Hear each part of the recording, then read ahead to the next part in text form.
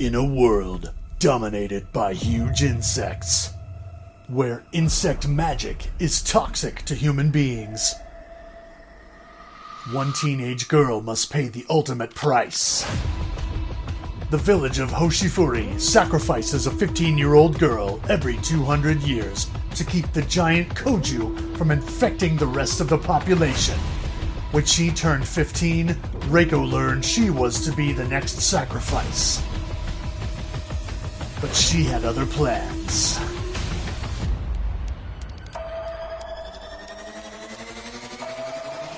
Aided by her golden rhinoceros beetle, Kiniro, and protected by a special bracelet that allows her to be exposed to the deadly Levisense miasma, Reiko sets out to confront the Koju menace. Reiko must gather all her strength and courage to take on hordes of enemies.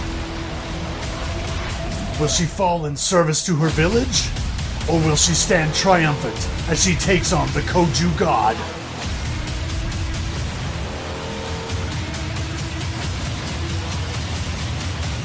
Only you can help determine her fate in Mushihimesama.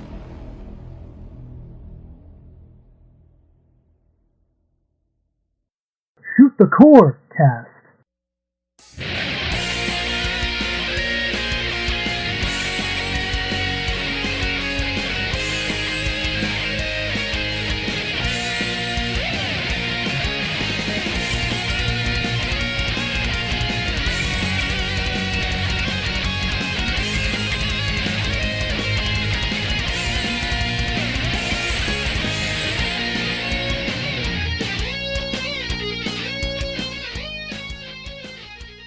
Welcome to Shoot the Core Cast Focus Shot. This will be our recording for last year's Focus Shot game, the game that we focused on through all of 2022, and that is none other than Cave's Mushihimesama. And of course, you've got me, GameBoy Guru, or Metal Fro, and my co-pilot, Addicted. Yep, and for the rest of this episode, I'll be replaced by ChatGPT. And we are joined by none other than Mark MSX from the Electric Underground. Welcome to the podcast. Hello! Hey, how's it going? He's using his Shmup Slam voice. Yeah. Welcome to the podcast, The Focus Shot. How about that? Featuring special guest, the Electric Underground. So this is going to be a bit more informal than what we normally do, but yeah, we're just going to talk some Mushihimesama and take a look at the game, talk about the mechanics, and just sort of break it down and figure out what this game, what makes this game tick. You cannot get enough Mushihimesama in your life. And I love talking about this game, so I'm super excited. Very cool. And I've been practicing and playing it a lot, so this is very topical and timely for me. I'm very fresh. Ah, very good. Well, I'm less fresh, but that's mostly because technically this is Mark 2 of the recording. Yes, indeed. Because the first time we tried to do this, we didn't get all the audio. And Sabotage. So, Sabotage from the other podcasts. They're jealous. What's that? The audio was sabotaged by the other podcasts that are jealous. Oh, yes. Actually, to come clean, audience out there, it's my fault. I'm putting them through another recording because I just love Mushi so much. Well, that works. You could say that audio recording was a bug that hit a windshield. Mm-hmm. You could say it's a Koju. Is that the bug from Mushihimesama? Yes, the Koju. The Koju sabotaged our last episode. Because I got a little fresh talking about them and making fun of them, and that's what happened. Yeah, they were pretty salty about Reiko flying into the forest and taking them all out. So that's how it works. But the second time is always the best time. Am I right? Well, let's hope so. So, let's just jump right in. Mushihimesama. First of all, what were your first impressions of this game when you initially played it? So I remember the first time I played Mushihimesama really clearly because I was into the cave era and I was playing all the cave games that are supported on Final Burn Neo or Final Burn Alpha at the time. So that's Dodonpachi, Esperade, I think Ketsui was on there as well, DOJ.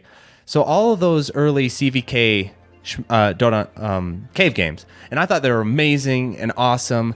And then I learned about the Steam port of Mushihimesama, and I saw the game, and I remember looking at the visuals and being like, holy crap, this game looks incredible. And so I remember the very first time I played the game being really struck with its visual presentation and its style and the coloring and the sprite art. And it kind of made me think, like, why didn't they keep making sprite art games? I mean, look how amazing the pixel art of this game is. Why did they stop? So I was very, very impressed the very first time I saw this game. It was quite a experience for me. Huh. What about you, Addicted? When did you first encounter Mushihimesama?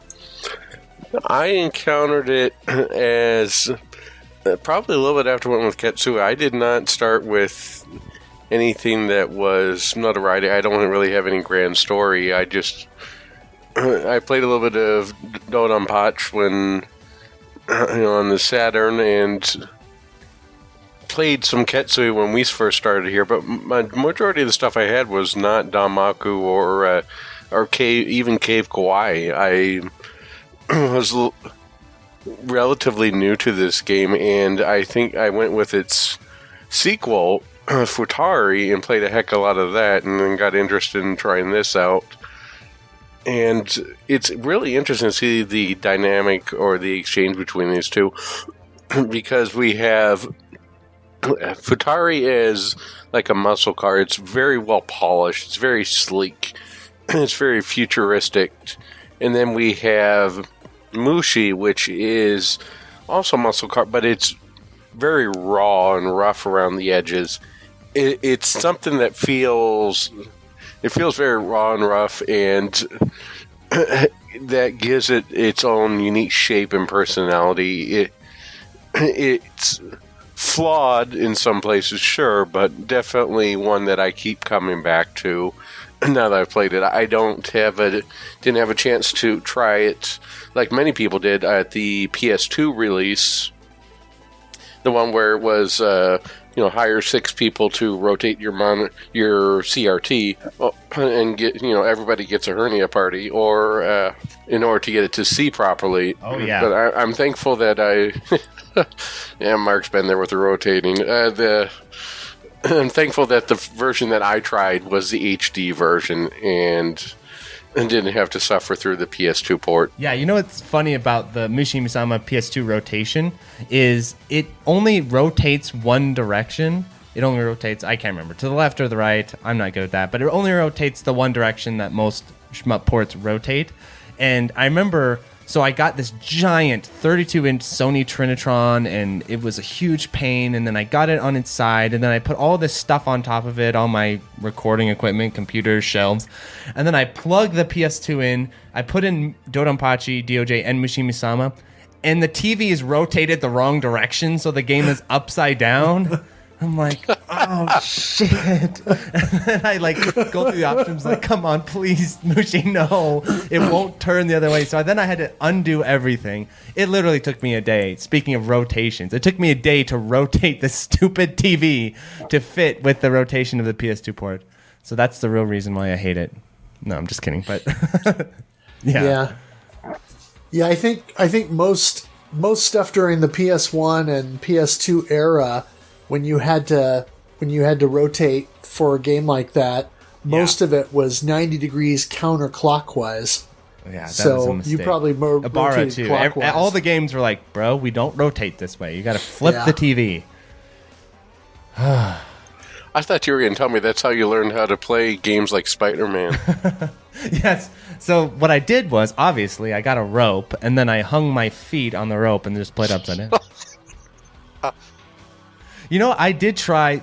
The one thing I did try to do that I thought would be kind of entertaining is I took some horizontal shmups and I tried to play them vertically, you know, but still, you know, so it's like, I think it was a Kai Katana. I put a Kai Katana and had it face upward and tried to play it that way. And then I had to turn the arcade stick. I had to rotate my literal arcade stick in my lap so that the controls would be turned as well. It didn't work super well, but it was kind of funny. Oh, nice. Yeah, that'd be an interesting experiment. See, I think like you, Addicted, I came to Mushi Futari first because I think it was 2018, I bought the Mushi Futari limited edition or whatever that came with the 2 CD soundtrack arrangement. And of course that had the Futari arranged soundtrack and the Mushi arranged soundtrack. And then it was sometime not too long after that that I finally got the nice the free McBoot setup going on my PS2. And so then I messed around with the original Mushi on PS2 a little bit. Of course, I didn't have a way to rotate my TV, so you know I was just kind of playing regular or whatever. But yeah, I definitely came to Futari first, and going from the excellence of M2's Futari port on the 360 to the less than excellent PS2 port of the original Mushi was not a great first impression. Oh, I bet. That's so weird. Both of you started with Futari? That is crazy. I actually played Mushi way before Futari, like long before Futari. So that's pretty interesting. Yeah. Well, I think both of us were kind of late to the party as far as Danmaku games. I mean, you know, I imported Strikers 1945-2 on the Saturn. That was my first import way back in the late 90s. And at some point after that, I imported Dodonpachi. But, you know, that port sucks. That's early enough to where it's kind of hard to call that a full-fledged Danmaku game, at least until you get about halfway through the game and things start to get serious. So, yeah, I was really late to that. In fact, probably the first real Danmaku game that I ever actually played was Blue Wish Resurrection. Oh, yeah, that's cool. Yeah. And that impressed me. And then, of course, later, Futari and a little bit with the original Mushi, and then Crimson Clover, which you introduced me to. Yes, winner, chicken dinner. Yep. Game Boy Guru won some type of crazy contest that I was coming up with. I can't remember what I was making people do. When I first started the channel, I did these weird contests that I thought were so funny. Like, for example, I had a copy of Ketsui. In order to win the copy of Ketsui, I posted a picture of a jar of jelly beans and then said, all right, person who figures out how many jelly beans are in this jar, the closest to it wins. And Eaglet, I don't know if you all know who Eaglet is. He's a really good Grega player. That guy was crazy close. And I was like, how did you figure this out? And he's showing me all these algorithms and shit he was coming up with to come up with that. But yeah, so did I make you guess for jelly beans, or how did what was the contest? Do you remember? I don't think it was a contest. I think at that point maybe you were just trying to like proselytize Crimson Clover to people. That makes sense. And so I want to say you just gave me the code, like you gifted it to me. Yeah, I could see something. that. I remember very clearly that day because I went out and I bought like 15 copies of Crimson Clover on Steam. I don't know how I did it. I don't think you can do that anymore, but I bought all these copies of Crimson Clover on Steam, each for about $2 a piece.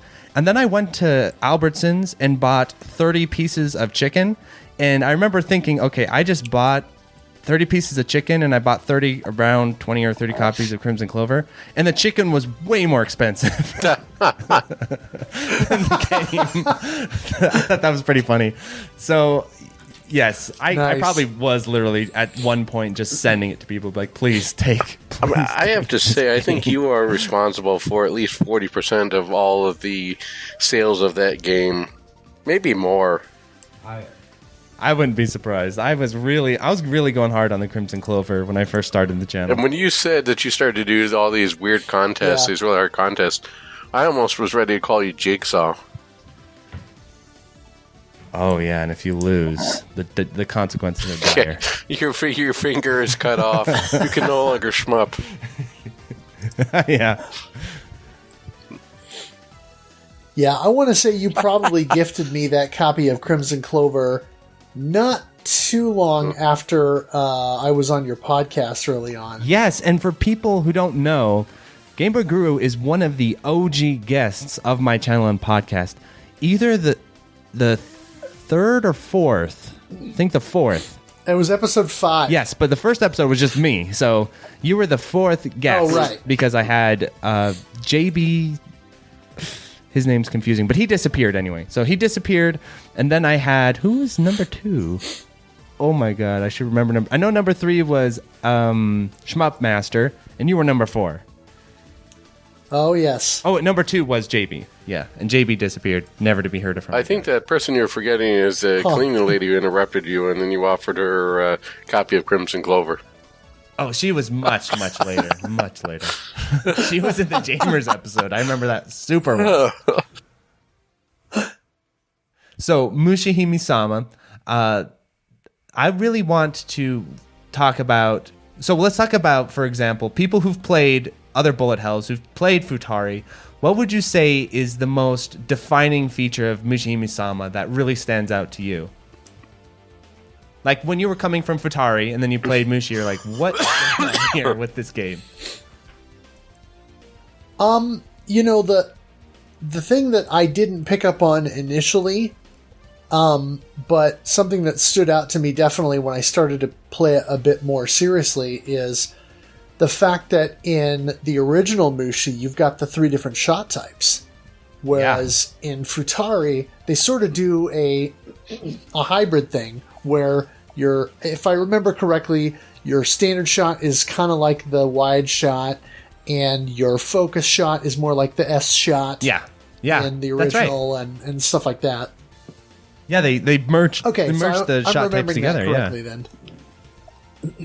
Yeah, but yeah, that's the interesting thing to me that kind of stood out is that the original, in some ways, gives you a bit more flexibility there. Now, obviously, the second game has both Reiko and Palm, so they kind of mix it up that way, and they play different. But yeah, in the original, with Reiko, you've got the 3 different shot types, and of course, each of them has different levels of power, and you get different speeds with each of those shot types. So it definitely changes up the way that you approach the game, in more ways than one, really. What was your first impression, Addicted? My first impression was this game moves a lot faster. I would say that the difficulty curve on Futari is a lot more gradual than the difficulty curve. That's true. Yeah. And the bullets at first appeared really fast, but then after a while they became second nature, and after playing Gun Vein, I feel like I'm in the Matrix. I'm just sitting there watching stuff fly by while I'm moving around, but it's definitely more harder to deal with at first. It beguiles you with its cute aesthetics before you are viciously harmed, especially if you choose some of the harder difficulties. The Venus flytraps, those things can shoot off. Once you destroy the main part of it, those little bugs in there, they can really shoot off some bullets very quickly. And then the banana bushes, or banana trees, whatever you call them in the second stage, those things can really get you too the first couple times you play the game.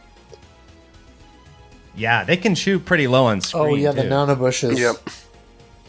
And I mean, it's definitely a different play style area on there. The one thing that really got me going was the different weapon types, as Guru mentioned.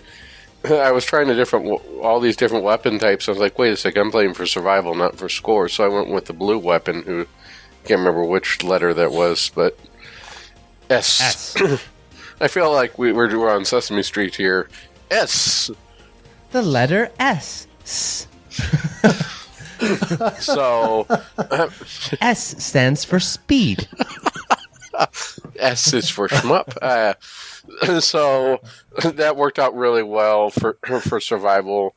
Because typically you want to have a wide shot right within Damako, so that way you can hit as much as possible of your popcorn. But having a main focus shot where it's just shot forward, but is a little bit more powerful, made a huge difference for at least trying to get through the original mode in survival, especially when you're trying to keep all your lives in order to get the get bonus, as they would say, or your max score, since so much of that comes from not dying at the end. I think you get 5 mil per life. Yeah, something like that. I can't remember how much, but it's a lot when you cash out at the end. Another thing that's really nice about S-Type 2 is the movement speed, because Mushihimesama, this is speaking, going along with this question, my first impression of Mushihimesama when I played it, coming from Dodonpachi, Ketsui, those older cave games, was like, what is going on with the speed transitions in this game? Because they are probably the most strange in all of Cave's shmups, because your unfocused movement, so when you're holding your auto fire, is pretty fast, pretty decent with all the ships. It's a little slow with wide, but it's still pretty decent. But then when you go into focused fire, you barely move with the other shot type. So with W, it is like the slowest concentrated fire speed I've ever seen. It's so slow. And then M2, it's also pretty slow. And then S is kind of normal. But since the other ones are really slow, S feels really fast. So I remember that being really odd. And also, the time it takes to transition from focused fire to concentrated fire in this game is like really long. And so you can get these really funny movements with your ship where you're going between the two types and you just do this like slingshot movement. You're like, I remember that being very jarring the first time I ever played Mushihimesama. What's funny now is I kind of like it now because it's so characteristic, and whenever you're playing, you're like, oh, I'm playing Mushi now. It's so characteristic of this game. Atari, they kind of made it more like the other cave games in that way, but this game, the movement speed with the shot type is very unique.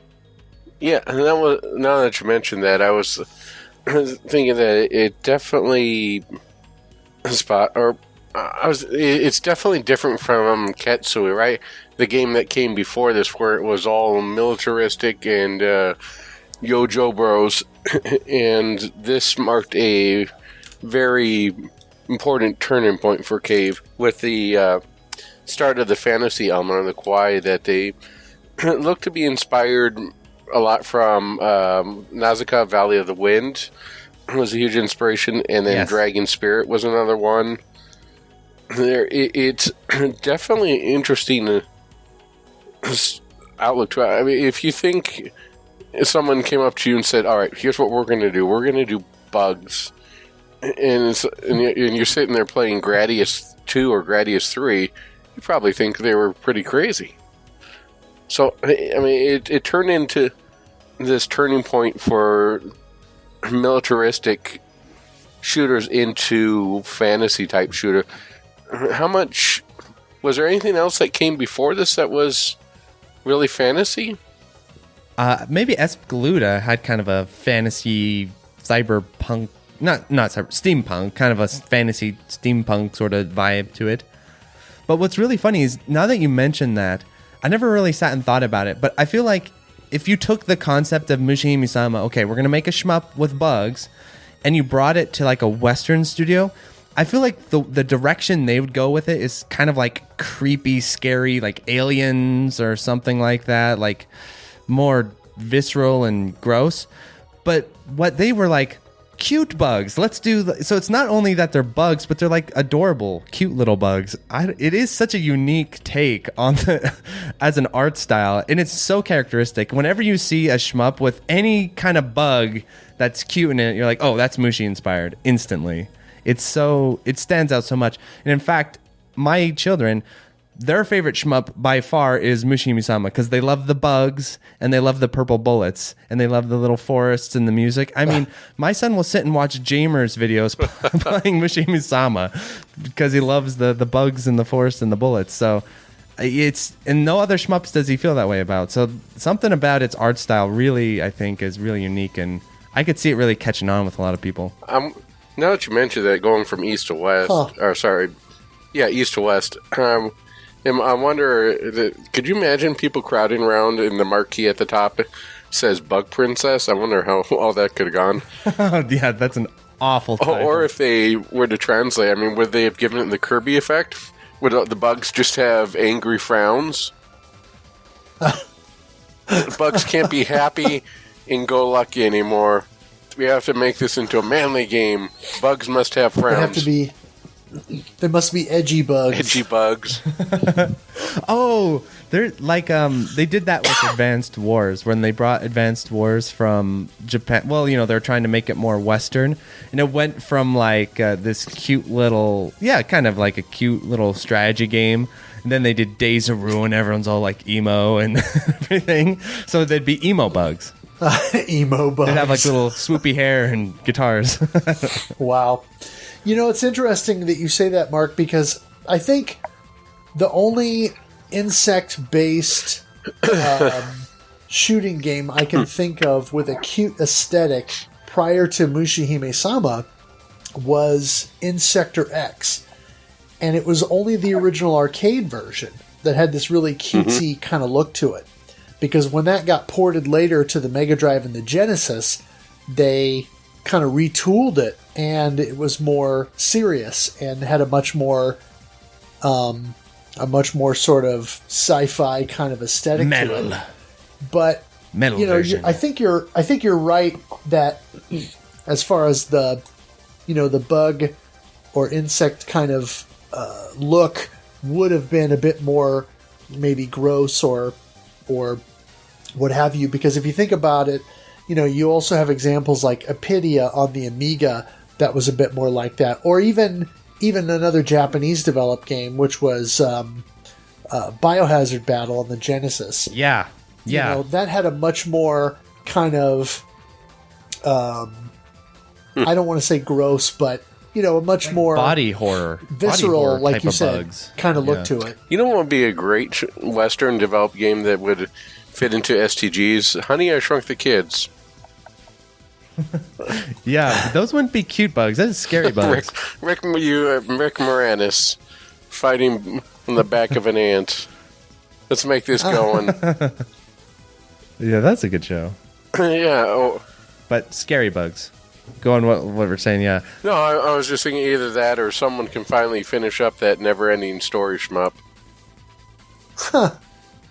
What's also interesting about Cave, and I was thinking about this, and Mushihimesama is another good example of that, is they would do these shmups that were super clearly inspired by like bigger, more popular IPs, right. Like the shows you mentioned, or I felt like Esperate is very heavily inspired by Akira, and I almost wonder like if Cave had the license, would they just straight up make these like licensed shmups, like they'd make Akira the shmup, or if they had the license, would they make Nausicaa the shmup? That would be pretty cool. I was thinking that too, but then I thought about LGN. I think it's probably a good thing they didn't have the license. Right. Well, yeah. I mean, what would have been their inspiration for Guange? Oh, that's a good question. Akira Kurosawa movies, I guess. Seven Samurai. Ninja Scroll. Yeah. Oh, yeah. Ninja Scroll, of course. Ninja Scroll. That's a fun game at some point. Maybe I should make a video about that. Like, what anime corresponds with each Cave game and see if we can find, like, the closest matches. Right. Well, with Mushi, it's very clear. Yeah. Yeah, Mushi, it's Nausicaa and Dragon Spirit is... influences for certain.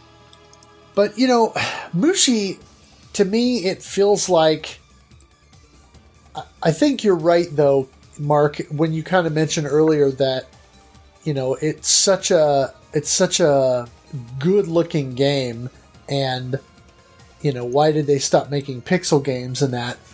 But I think you're right, because if you think about cave games from the start and then kind of where they progress to, you think about Gen 1 cave hardware, and you had several games on that, Dodonpachi through Gowange, and look at the progression of those games through Gowange, and that game looks pretty good for being on kind of their first generation board.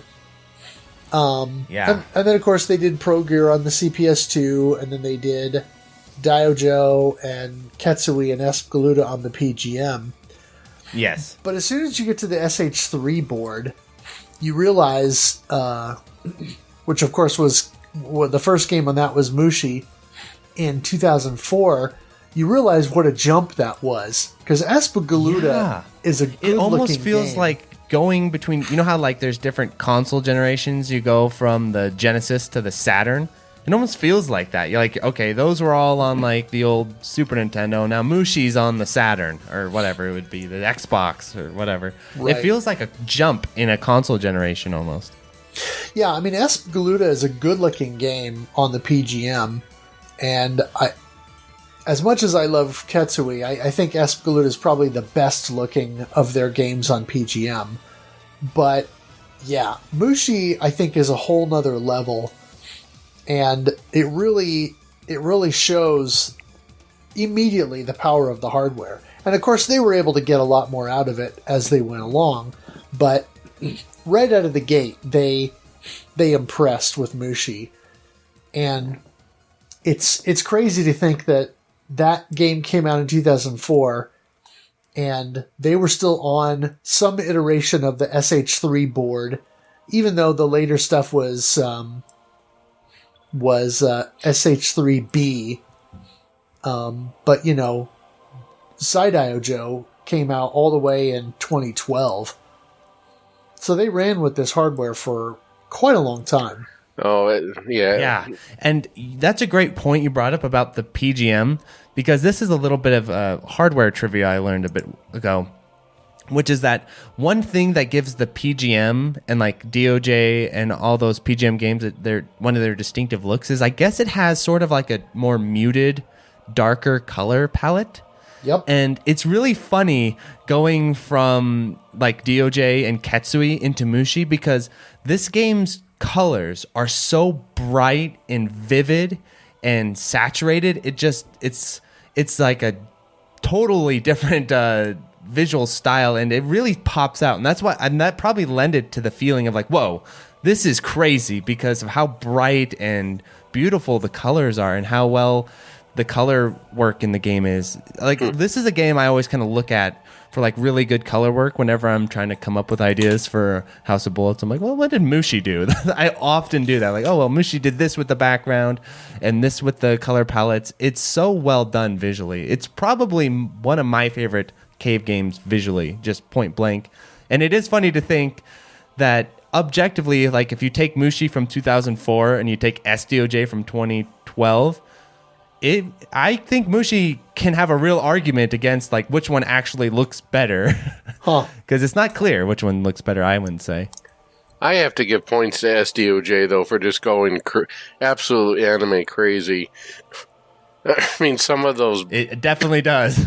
Some of those bosses out there, I mean, we discussed this last time, but some of those bosses out there look like they came out of the final scene of the movie Spaceballs. The Statue of Liberty.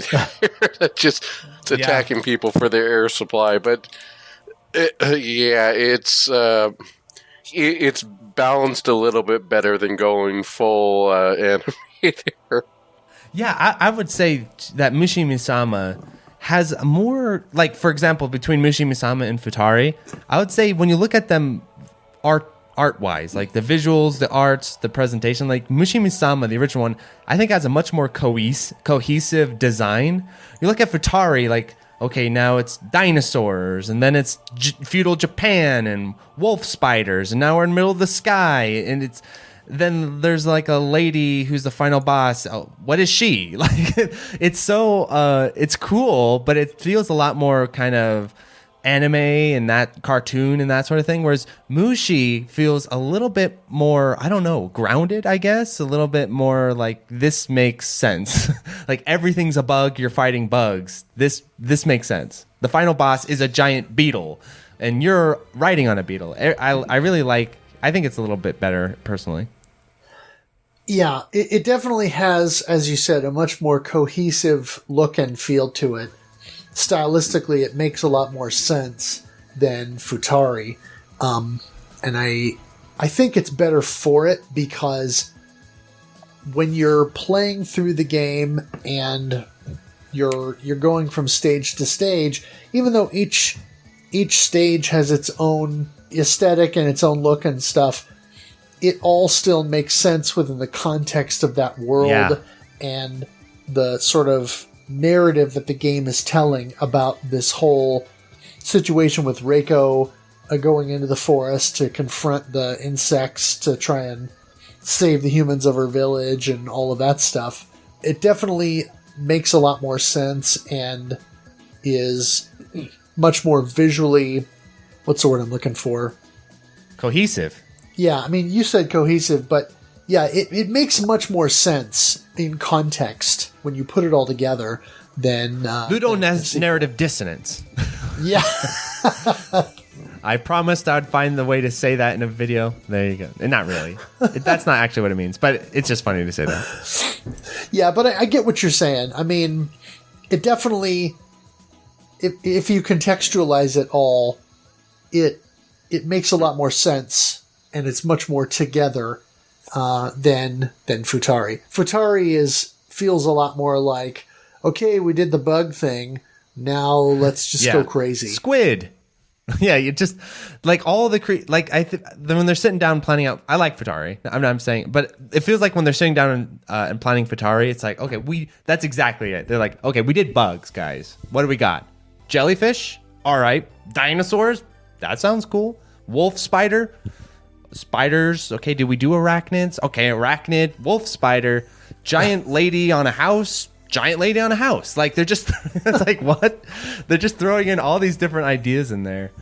One thing I wanted to say about Mushihimesama before I forget it, because it's kind of a weird aspect of the game. I never really think about it, and we never really discussed this with Shmups, but for whatever reason, whenever I boot Mushihimesama, and I look at the title screen, you know, like the startup screen, and it's just like that tree and then the clouds and everything. I just get the most warm, fuzzy feeling every time I boot up Mushihimesama. Something about it. It's like soothing and comforting. And no other game title screen does this to me. But Mushihimesama, when it pops up on screen, I'm just like, isn't that nice? Isn't this beautiful? Like, sometimes I'll sit and just look at the title screen for a bit. And that's why in my videos, you'll often see my videos, I'm using Mushihimesama backgrounds when they don't even make sense. I'm like, well, I'll just put it in there because it's Mushi. Like, something about the background art of this game, and if you look at it, like, the clouds will go through these little patterns and the patterns will repeat, but not exactly the same way. I don't know. I really love the visual presentation of the game. I think it's one of Cave's best, and I love the title screen. Huh. Interesting. And it's also good on the port, not just only in the arcade game, but if you pull up the port, that like the main menu of the port, isn't that so much more nice and soothing than like SDOJs or DFKs, right? Those feel a little bit more like, they're okay, they're good and everything, but they don't have that sort of artistic touch to them that the 360 Cave port has in terms of the menu. I think it's one of Cave's best. I think they were just really on top of it with this game. Yeah, it's interesting to think about, but I mean, yeah, certainly it definitely has a much more inviting kind of look to it. I mean, I think their earliest stuff like Dodonpachi and Dodonpachi are equally as visually interesting, I guess you could say, because of course at that time they had to be with the attract mode. The attract screens. Yeah, but past those two, I'm not sure that you could say that about most of the cave attract screens. Maybe Pro Gear, because of its just do a little mental exercise and say, okay, name the attract screens. Which ones can you remember? Which ones can you visualize in your head? What is Ketsui's attract screen? What is Guange's attract screen? It'd be interesting to play that game just purely in your mind. Can you remember what their attract screens are and what they look like? Mushi's instantly comes to me. It's the tree with the wisps and the clouds, and it's green and white and purple. Really nice color selection. It says the cave's website on the front of it. I mean, it's awesome. Yeah, I never thought about it, but I think you're right. I mean, I spent a bunch of time with Ketsui, and I couldn't tell you what the title screen looks like. But yeah, I mean, I've never thought about it that way, but you're right. Well, what's interesting too is I would love to know, in terms of popularity, in terms of like arcade PCBs sold, how popular was Mushihimesama? Because I always get the feeling that it was really popular, and that's why they port it all the time to the PS2, 360, Steam, Switch. Are we missing one? Like, how many ports of Mushi are there? And I'm assuming that's because the game's popular and like it has this crossover appeal that maybe some of the other cave shmups don't have. Well, yeah. I mean, it's interesting to think about, because I really think Mushi, and I know we discussed this the last time we spoke, but Mushi in a lot of ways feels like a sea change for cave, because I think people on the surface might see Cave's early work as military shooters, but there's still a bit of variety in their first batch of games, because obviously you have Dodonpachi and Dodonpachi with the military theme, but then you've got there's also like bees in there and stuff. Yeah, well, right, but then you've got Esperade, which is more kind of futuristic fantasy sci-fi, but very grounded in reality. You've got Danganronpa, which is very old school space shooter kind of thing, but wacky. Yeah. And then you've got Guange, which is sort of like feudal Japan, mixed with magic and stuff like that. Going full Ninpo or whatever. And then, of course, Pro Gear kind of goes back to the well with the military shooter thing, but with a different aesthetic and a whole different... cuter. Yeah, very, very like sort of cute military planes. Right. Cute little adorable tanks. So they really do, have a good bit of variety in their early games.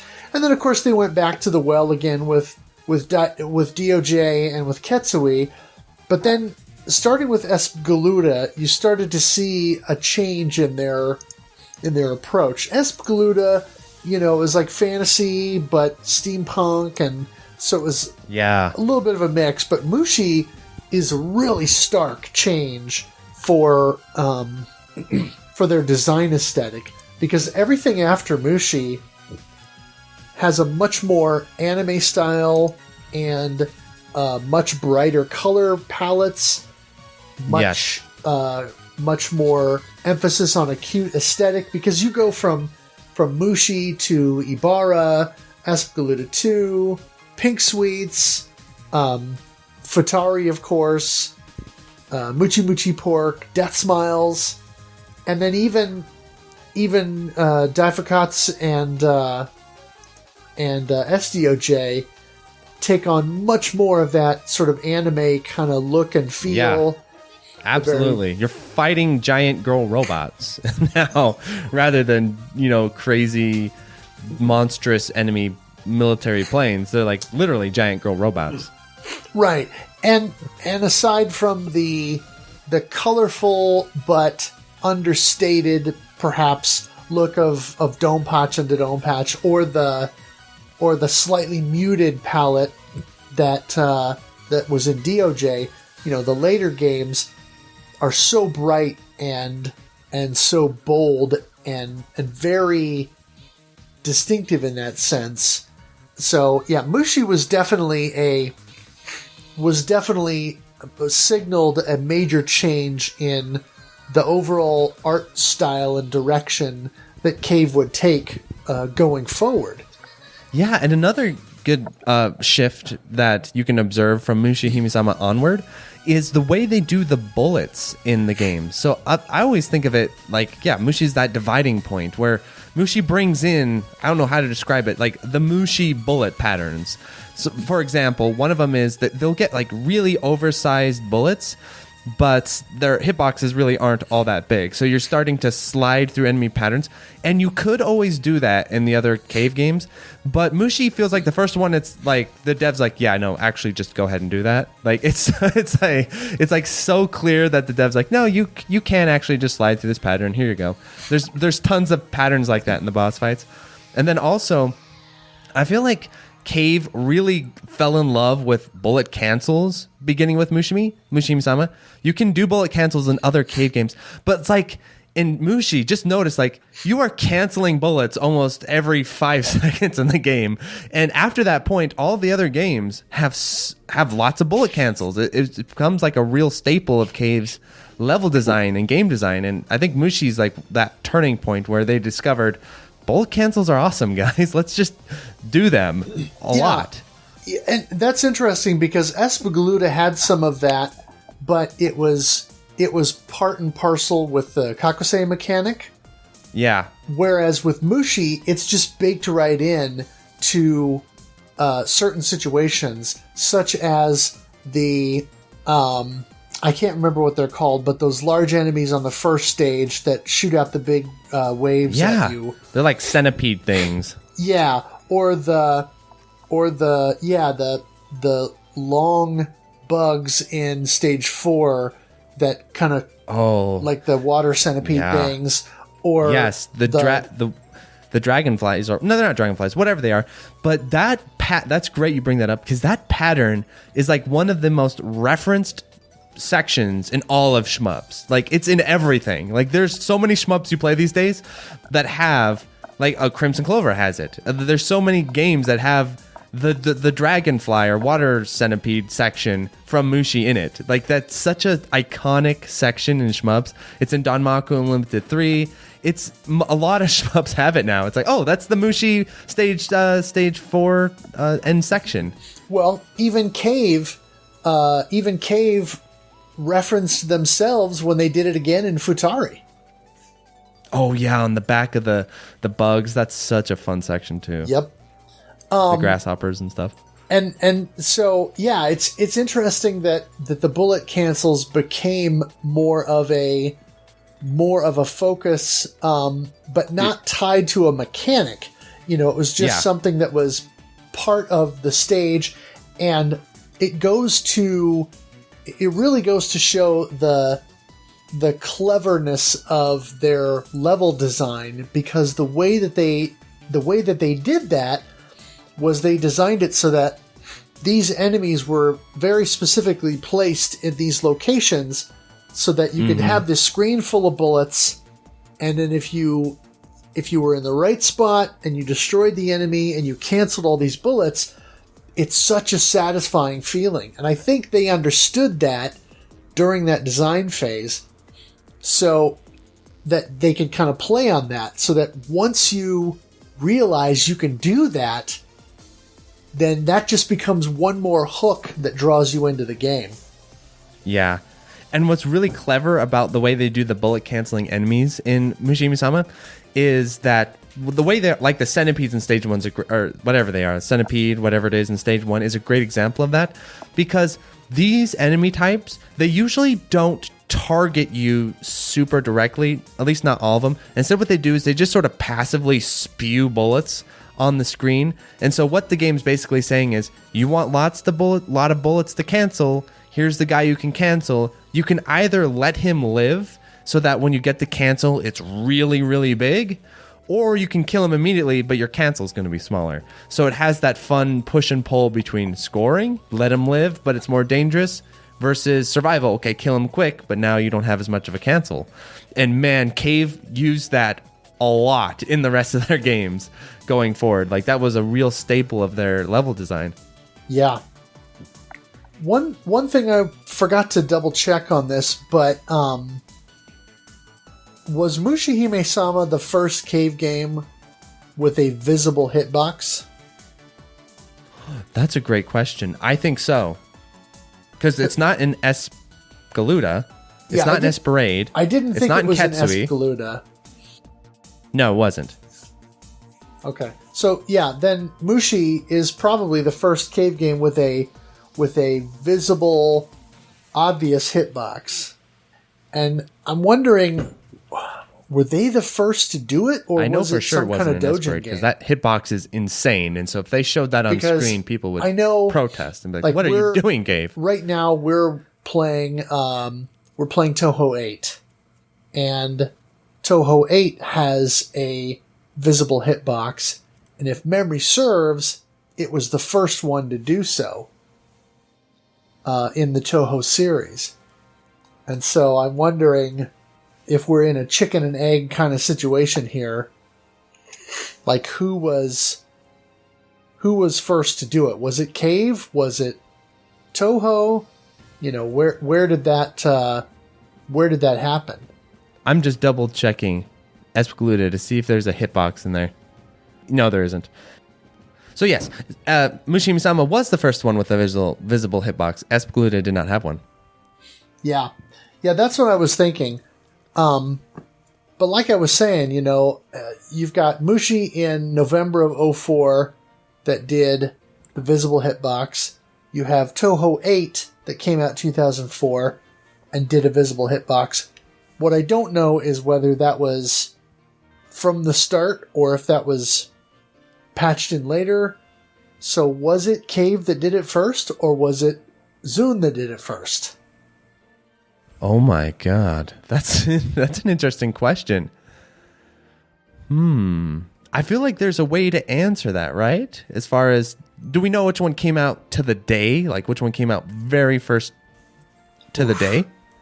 That's a good question. Let me see if I can find that out, because... So Mushi came out... Okay. So it was Mushi by a hair. Looks like Toho 8 released at Comiket 67 December 30th, 2004. And so, Mushi came out in 2004. Yeah, but October. in November. I'm seeing October 12th arcade. Oh, really? According to CaveDB. Okay, that might. I'm looking at the Shmup Wiki, so CaveDB might be more accurate. Yeah, this is November 19th is what it says here. Okay. So I would say it would make much more sense, because of the way arcade releases work and stuff, that Mushi came out with the visible hitbox, Zun saw it and was like, that's a good idea, ran home to his computer, show the hitbox. Right. I think that's what happened. Because also at the time, let's not forget, Zun was way more obscure than Cave. Like, if there was a relationship, Cave were the popular kid in school. Now, it's reversed these days, but back then, Cave were the popular kid in school. Zun was like the guy at the other lunch table, was like, man, wouldn't it be cool to be their friend? And so even if Zun came out first, I doubt in that era, Cave would have even paid attention to what he was up to. But we know for sure Zun was keeping an eye on Cave and was really into them. So I think it makes a lot more sense that Cave did it first. It came out in Mushi. Zun saw it, was like, that's a good idea, and then added it to Toho. Right. But here's what I'm wondering. How much... Because we know that Toho stuff was beginning to pick up steam at that point, because the games had moved on, a couple prior from the PC-98, which was the original platform he coded on, to PC. I want to say it was either Toho 6 or Toho 7 that moved over to Windows. So you have to wonder, was the move to a cuter aesthetic and a more anime style aesthetic, more colorful looks and stuff, do you suppose that there's any possibility that someone at Cave was aware of Toho and said, we should do that? Or, this is that it was kind of the opposite there, where they said, oh, this is a good idea. We should adopt this kind of maybe cuter look instead of all the military stuff. I think that definitely happened, but I think that happened later on around Death Smiles. I think the Death Smiles era is really influenced by Toho, or I would assume that. But I think what happened here, this is my theory, I wonder if you would agree or think it's pretty accurate.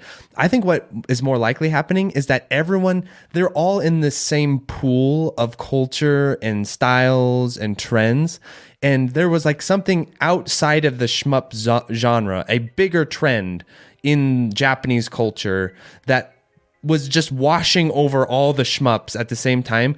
So rather than it being Zun who came up with it and then Cave copied him, it's more like some bigger cultural shift was happening in anime and manga and all that stuff. And everyone was reacting to it in their own ways. And so I think Cave reacted to it by, let's do a cute bug game, this anime and stuff. And maybe Zun was acting to it oh, let's do some moe girl stuff like Sailor Moon or whatever he was thinking. But I think that would be my theory for this period. Then I think later on with Death Smiles, Cave was Toes, that's a good idea. I think this era, maybe it was more of a cultural thing. Yeah, you could be right. I mean, certainly there's a much greater focus on the very colorful aesthetics and things like that. Because I mentioned before that actually my first real exposure to Danmaku was Blue Wish Resurrection, and that was 2006, I think. Don't you feel like that game was inspired by Mushi? I've always felt that way. Yeah, for sure. Yeah. That's Mushi bootleg on the PC, basically. Yeah, but it's still very cool. Mushi as a shmup with traditional kind of spaceships and enemies rather than bugs and stuff like that. I'm trying to look up what were the most popular anime in 2004. To see was there a really popular anime in 2004 that was kind of moe or cute and everyone's this is a good idea. I'm trying to find it, but yeah, I mean that's kind of tricky to track down. There's definitely some stuff in there that you could maybe look at, well, I mean, I don't know, it seems like maybe there's not a ton that's super cute. I mean, there's Go-Go Girls, Girls Bravo or whatever. There's Howl's Moving Castle, but that's Studio Ghibli, isn't it? That's not. They've made a castle game or castle show, so that sounds right to me. Yeah, Steam Boy, which isn't overly cute, and I thought it was boring. Steam Boy though kind of looks like Pro Gear. Yeah, kinda. Yeah. Interesting. It's all coming together now. Yeah, but I don't know. It doesn't seem like there was a lot of super cute stuff that was popular around that time. Oh, yeah. So I maybe guess a little bit more on the trendy, less mainstream stuff, maybe. Maybe. And Cave, I get the feeling this might be just a theory, but I get the feeling that the Cave boys were really into anime. So they probably were watching all kinds of stuff that wasn't exactly mainstream. That would make sense. I mean, there's definitely some stuff during that era that you could see potentially being an influenced. Yumeria, or Ninja Nonsense. What's this one? There's a few things that that were, I guess, during that time that might have been influential. That is really cool, though, how close Toho 8 and Mushihimesama came out to each other. Right. Well, yeah, and especially, I think your theory has merit that Mushi came out with the visible hitbox. Zun saw it and went, "Oh, that's a good idea," and then implemented it in his game. I don't know how much time that took him to do before then the release at Comiket basically a month later. I mean, wouldn't you? I'm just totally projecting though, but I'm putting myself in Zun's shoes. Comicet's like a big show or whatever. It's like Comic-Con, but for like random computer stuff, right? And anime things. It's hard to exactly have equivalent, but it's kind of like Comic-Con, right? I would imagine what would happen is, just knowing, having done Shmup Slam and stuff like this, I would imagine like the week before Comiket, he's just at his computer like changing all this stuff and like trying to get it to all, like he's like thinking of ideas like, oh crap, Hitbox, and he's just running to his computer and shoving it all in before the show. I could see that happening. I have no idea if that actually happened, but I could see something like that happening where a week or two before the show, he's like just throwing ideas at the computer, trying to get it in there. Yeah. The other thing is I guess the other thing is, since people bring their stuff, their wares to Comiket in physical form, he would have already had to have placed the order for the game CDs. So I wonder if he would have even had time to go and make those changes beforehand. Even if he had seen Mushi in the arcade on day one, would he have had time to go and implement that in his game before being able to get the final code compiled and to the pressing plant or whatever before that first batch of CDs came out? Oh, that's a good question. I always assumed the bro was like burning his own CDs. I always kind of assumed that he's sitting at his computer burning those suckers. But you think he like did a more commercial, like he put in because think about how low a print run that would be. It'd be like, I'm printing 100 CDs. Right. Back in those days. Remember back in those days, like you had to have like massive print runs to do anything? Right. So I always assumed, this would be so interesting to find out, I always assumed Zun was sitting at his computer burning the games himself, like, and like stacking them up on his shelf. But I don't know. Maybe he's not doing that. It's possible that he did the initial run of those. I know that it has been made available commercially, and you can buy it. In fact, since we're playing Toho 8 this month, I'm actually thinking about buying a CD copy of it, and there's a Dojin outfit that sells several of the Toho games still on CD that you can buy. It's like 1,500 yen. And so I'm seriously thinking about maybe buying a copy just because... do you think those are from Zun himself, or do you think those are just... Because Zun is so lax with his licensing that they're just some people selling them. Like, hey, let's sell them. And Zun's like, all right, do whatever. It's a good question. I don't know. But I mean, it does, if you look at this particular website, Tora Noana, it does have everything listed as Shanghai Alice Troupe. So, who knows? Oh, who knows? That's pretty cool. Yeah, but you could be right. I mean, it might have been, he might have seen Mushi and seen the visual hitbox, had that eureka moment, and then gone home and feverishly coded that into his game, so that he could, burn all the CDs to prepare for Comiket 67. I guess we can maybe make that our our Mushihimesama Toho Mystery. headcanon. Mushihimesama mystery. Solve the mystery, audience.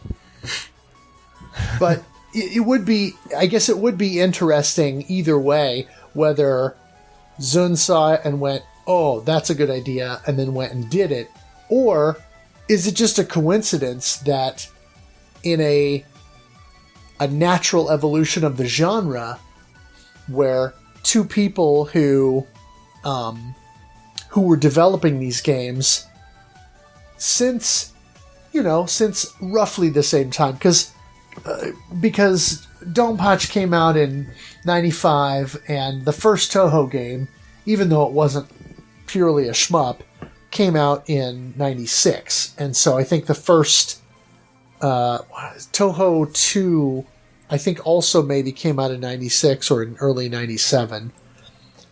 So, yeah, it's possible that he was inspired by it. It's also possible that it was just two then prolific developers had the same idea about the same time. My view on this is, I think it is likely that Zun was a huge Cave fanboy, and that he kept a really close eye on what Cave was up to, like almost like a movie's coming out. Oh crap, Mushihimesama's coming out, and he's like, day one, he's standing at the Mushi cabinet, like, oh my god, this is awesome, and having ideas. Because I also think what might have happened with Zun is he made that first Toho game. He played Dodonpachi because there's such a influence on the later Toho games. He's like, no, this is a good idea.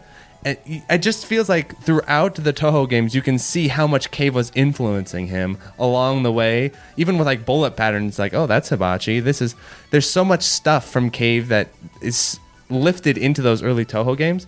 It would not surprise me at all that Mushihimesama is coming out, and he's keeping an eye on it, and he's like ready to take ideas from it as soon as it comes out.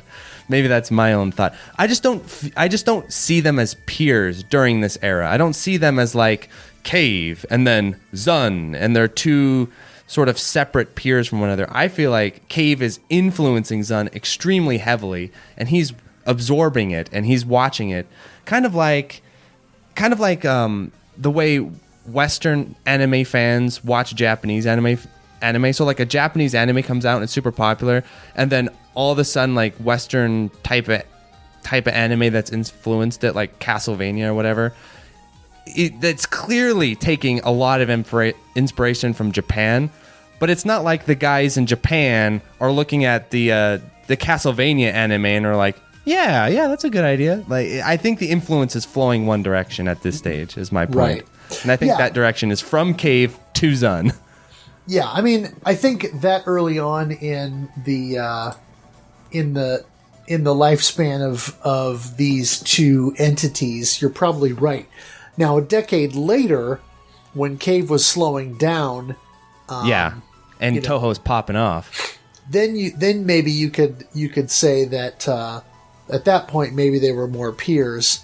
But yeah, I think early on you're probably right that Zun was a Cave fan and was watching what they were doing and implementing some of that in his game. So it's very plausible, I think. Because the problem with a lot of these coincidence stories, we hear these all the time. Like, a great example of this is when A Bug's Life came out and then Ants came out in the same year, and both are about bugs. And the studio's like, pure coincidence. We're both thinking about bugs. What? You don't think Hollywood studios think about making shows about bugs? And then, of course, it later comes out. Of course, what happened was the other studio heard about A Bug's Life, and they're like, that's a good idea, and they made Ants. And I think with the thing about, I feel like I'm picking up on with these Japanese game companies and these arcade studios, is they were rubbing shoulders way more than we expect. Like, they were in each other's business way more than we expect. So the idea that like both of them simultaneously separate from one another, both came up with the same idea the same year, almost the same month, like within 60 days of each other. I don't think that. I think one of them came up with it. The other one's like, that's a good idea, and put it in the game. And I think in this situation, Cave came up with it, and Zun thought it was a great idea. Right. Yeah, I rest my case. I would say it definitely feels like it's more than just something in the water, so to speak, that everybody was drinking. You know, it was there's definitely some.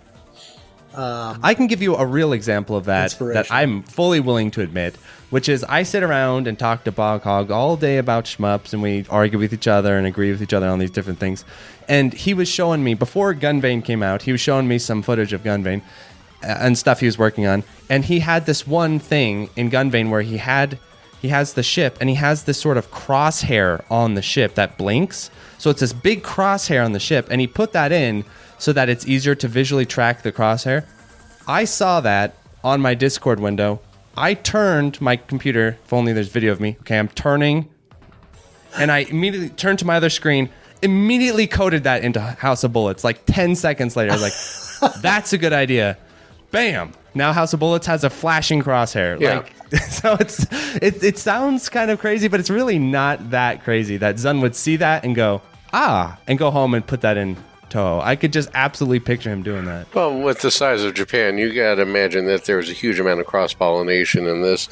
I mean, with the size of a game like Mushihime, you're not going to have something that's just there. It's going to go out on test location, right? And people are going to play it. Yeah, talk about it. So you can imagine, I mean, even looking at Cave was heavily influenced by Topland, right? It's not like these things happen in a vacuum, and if they do, then some sort of miracle has occurred here. This is Japan we're talking about. Right. And there's going to be cross-pollination, people talking, people moving on there. I mean, look at Namco or Namcot on there. There's so much of them taking different ideas. So the heck, they even made one of the hacks or different ideas official, right? Miss Pac-Man. Yeah. So that's very true. I mean, to think that we're dealing with a Coke and Pepsi type situation is just ludicrous. Well, and that makes me wonder if the October 12th, 2004 date that's on the Shmups Wiki, if maybe that's reflective of an earlier test market date. Yeah, something like that. So that would make sense. If that's the case, then that would make even more sense if he would have had access to an early test market, of the game or something like that, and then he would have had even more time to add that feature to his own game. You know, it's funny. We talked about this too. There's no going back. That's such a like a groundbreaking feature that I never even considered till you brought it up.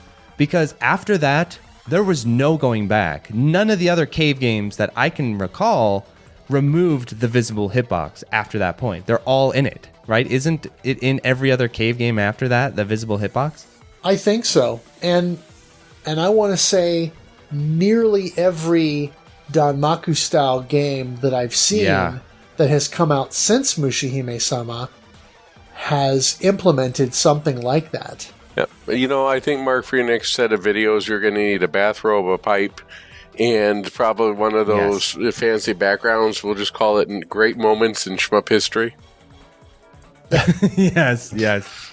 Man, I would, if only I was a little bit more able to read Japanese and stuff, I would love to dig through as much of that kind of stuff, like all those little details of the development of the games and stuff. That would be so interesting to find out. It's just such a shame that the Japanese developing stuff, they have this culture of secrecy around them that I find kind of sad, because it'd be so interesting to hear about all these different stories and things they're up to and everything, but everything's top secret, you know. Yakuza, don't cross them. The Yakuza will get you, type of stuff. Oh, yeah. Well, so we've talked about a lot of great features in Mushihimesama. I'm really glad we covered these. So we got the visible hitbox. We've got the cancels in the bullets. Shall we talk about the boss fights a little bit? Because the boss fights in Mushihimesama, I also think, are really cool. And I don't know if they're new ideas, but they're definitely ideas that stand out to me. For example, one pattern in Mushihimesama that to this day is like a mind melter is if you go into stage 3, the final pattern of the stage 3 boss, just everyone listening right now, go to YouTube, find a stage 3 run of Mushihimesama and watch that pattern. What is going on with the bullets in that pattern? They're moving. It's like some kind of, like when you look at those visual tricks in your eyes. Is it moving? Is it not? Is it holding still? Is it not? Because I remember talking to people about this pattern, and I'm saying, are the bullets arcing? Are they accelerating? Are they decelerating? And people are telling me, no, they just move statically, but the formation of it is crazy. Because one other thing that I don't know if Mushi is the first to do this or anything, but it's definitely something that comes up in Mushi afterward, is Cave started to get really funny with the way they did the visual trickery of their bullet patterns. Like, for example, the one famous one is like this one pattern that turns, but it almost looks three-dimensional as it turns. You know what I'm talking about? Yes. The three-dimensional boss patterns, and then they've got these floating circles that are overlap, and like, is it above? Is it below? Is it speeding up? Is it slowing down? These visual patterns, I think, like Cave are having a lot of fun playing with the way patterns work visually in this game. Yeah, and the turning thing, I think, is a really interesting, I guess, flashpoint, because, thinking about it now, having been playing Gunvein recently, there's a couple of spots in Gunvein where the bullets kind of do something similar. It's not at that level of sort of 3D movement or whatever, that visually 3D kind of thing, but they sort of do that thing where the bullets come out and then the orientation of the pattern shifts direction. So it looks like it's going to wall you in, but then they turn to where, now there's a lane I can sneak through. And so, there are several of those in Mushi, and it's such an interesting way of communicating that movement, and I don't know, it's hard to explain. You just kind of have to see it. I think the idea behind it is, so a lot of the genre is about reading patterns visually and, understanding where they're going to break, where they're going to open. And I'm assuming what happened is Cave spent hundreds of thousands of hours designing bullet patterns, and they're sitting there and they're like, how do we come up with a new bullet pattern? We've done them all. We've done everything. And then one day they're like, what if we made the bullet pattern three-dimensional? That would be really hard to read, and by damn, it is hard to read. And so it's such a cool evolution of how bullet patterns can be presented, and it's not something that's really been explored too much after what Cave was doing. Like, I can't really think of many other shmups that come out now that play with this concept of the bullets turn and they're three-dimensional sort of, but not at the same time. And it's so hard to read. I always have trouble with those patterns, the way they look. I mean, I think the closest analog in a more modern sense might be something like Revolver 360, but that's more you're manipulating the space around the patterns. Right. So it sort of flips the script in that regard. But I mean, I think everybody else has just sort of followed suit in doing some of that, but I don't know that anyone else has been able to do it quite like Cave. And certainly Mushi is evidence that you can really get creative in that sense. Yeah. But it feels like it might be hard to improve upon that. Like they sort of hit the magic formula as soon as they did it. Yeah. And what's interesting about Mushihimesama is it's another breaking point with Cave, because it feels like it is, even though visually and a lot of things it's doing is very different than the earlier games, but at its core, it still feels like kind of like the last Cave game that has that Dodonpachi DNA to it. And then after that, everything, it's hard to explain what, but there's kind of a shift in the way Cave does their games, where they go like full bullet hell after Mushi. Like those little traces of Toplan, I guess is what I'm getting at. Like those little traces of Toplan are all throughout Cave up until Mushi. And Mushi even has original mode, which is like Toplan mode, basically. And it has like some elements of like the weird shot patterns and stuff that feels kind of Toplan-y like. And then after Mushi, they just go full bullet hell mode. And like every other shmup after that is that I can think of is like very rooted in a bullet hell feel. And it doesn't have exactly that. Like for example, with the shot types, I think that's the best way to look at it, because the shot types in Mushi are like the shot types in Dodonpachi, where they're kind of crazy, a little bit unbalanced, they're very unique from one another. And then the shot types moving forward throughout Cave are usually much more balanced, but also their variation isn't that big. They're not that distinctive from each other. Like playing Rosa versus playing Windia, like they're different in their speeds and stuff, but they have a real similar feel to them. But Mushi, like playing W and then playing S, feels really different. Yeah. I think I get what you're saying, though. I mean, like you said, original is sort of like Toaplan mode, and yeah.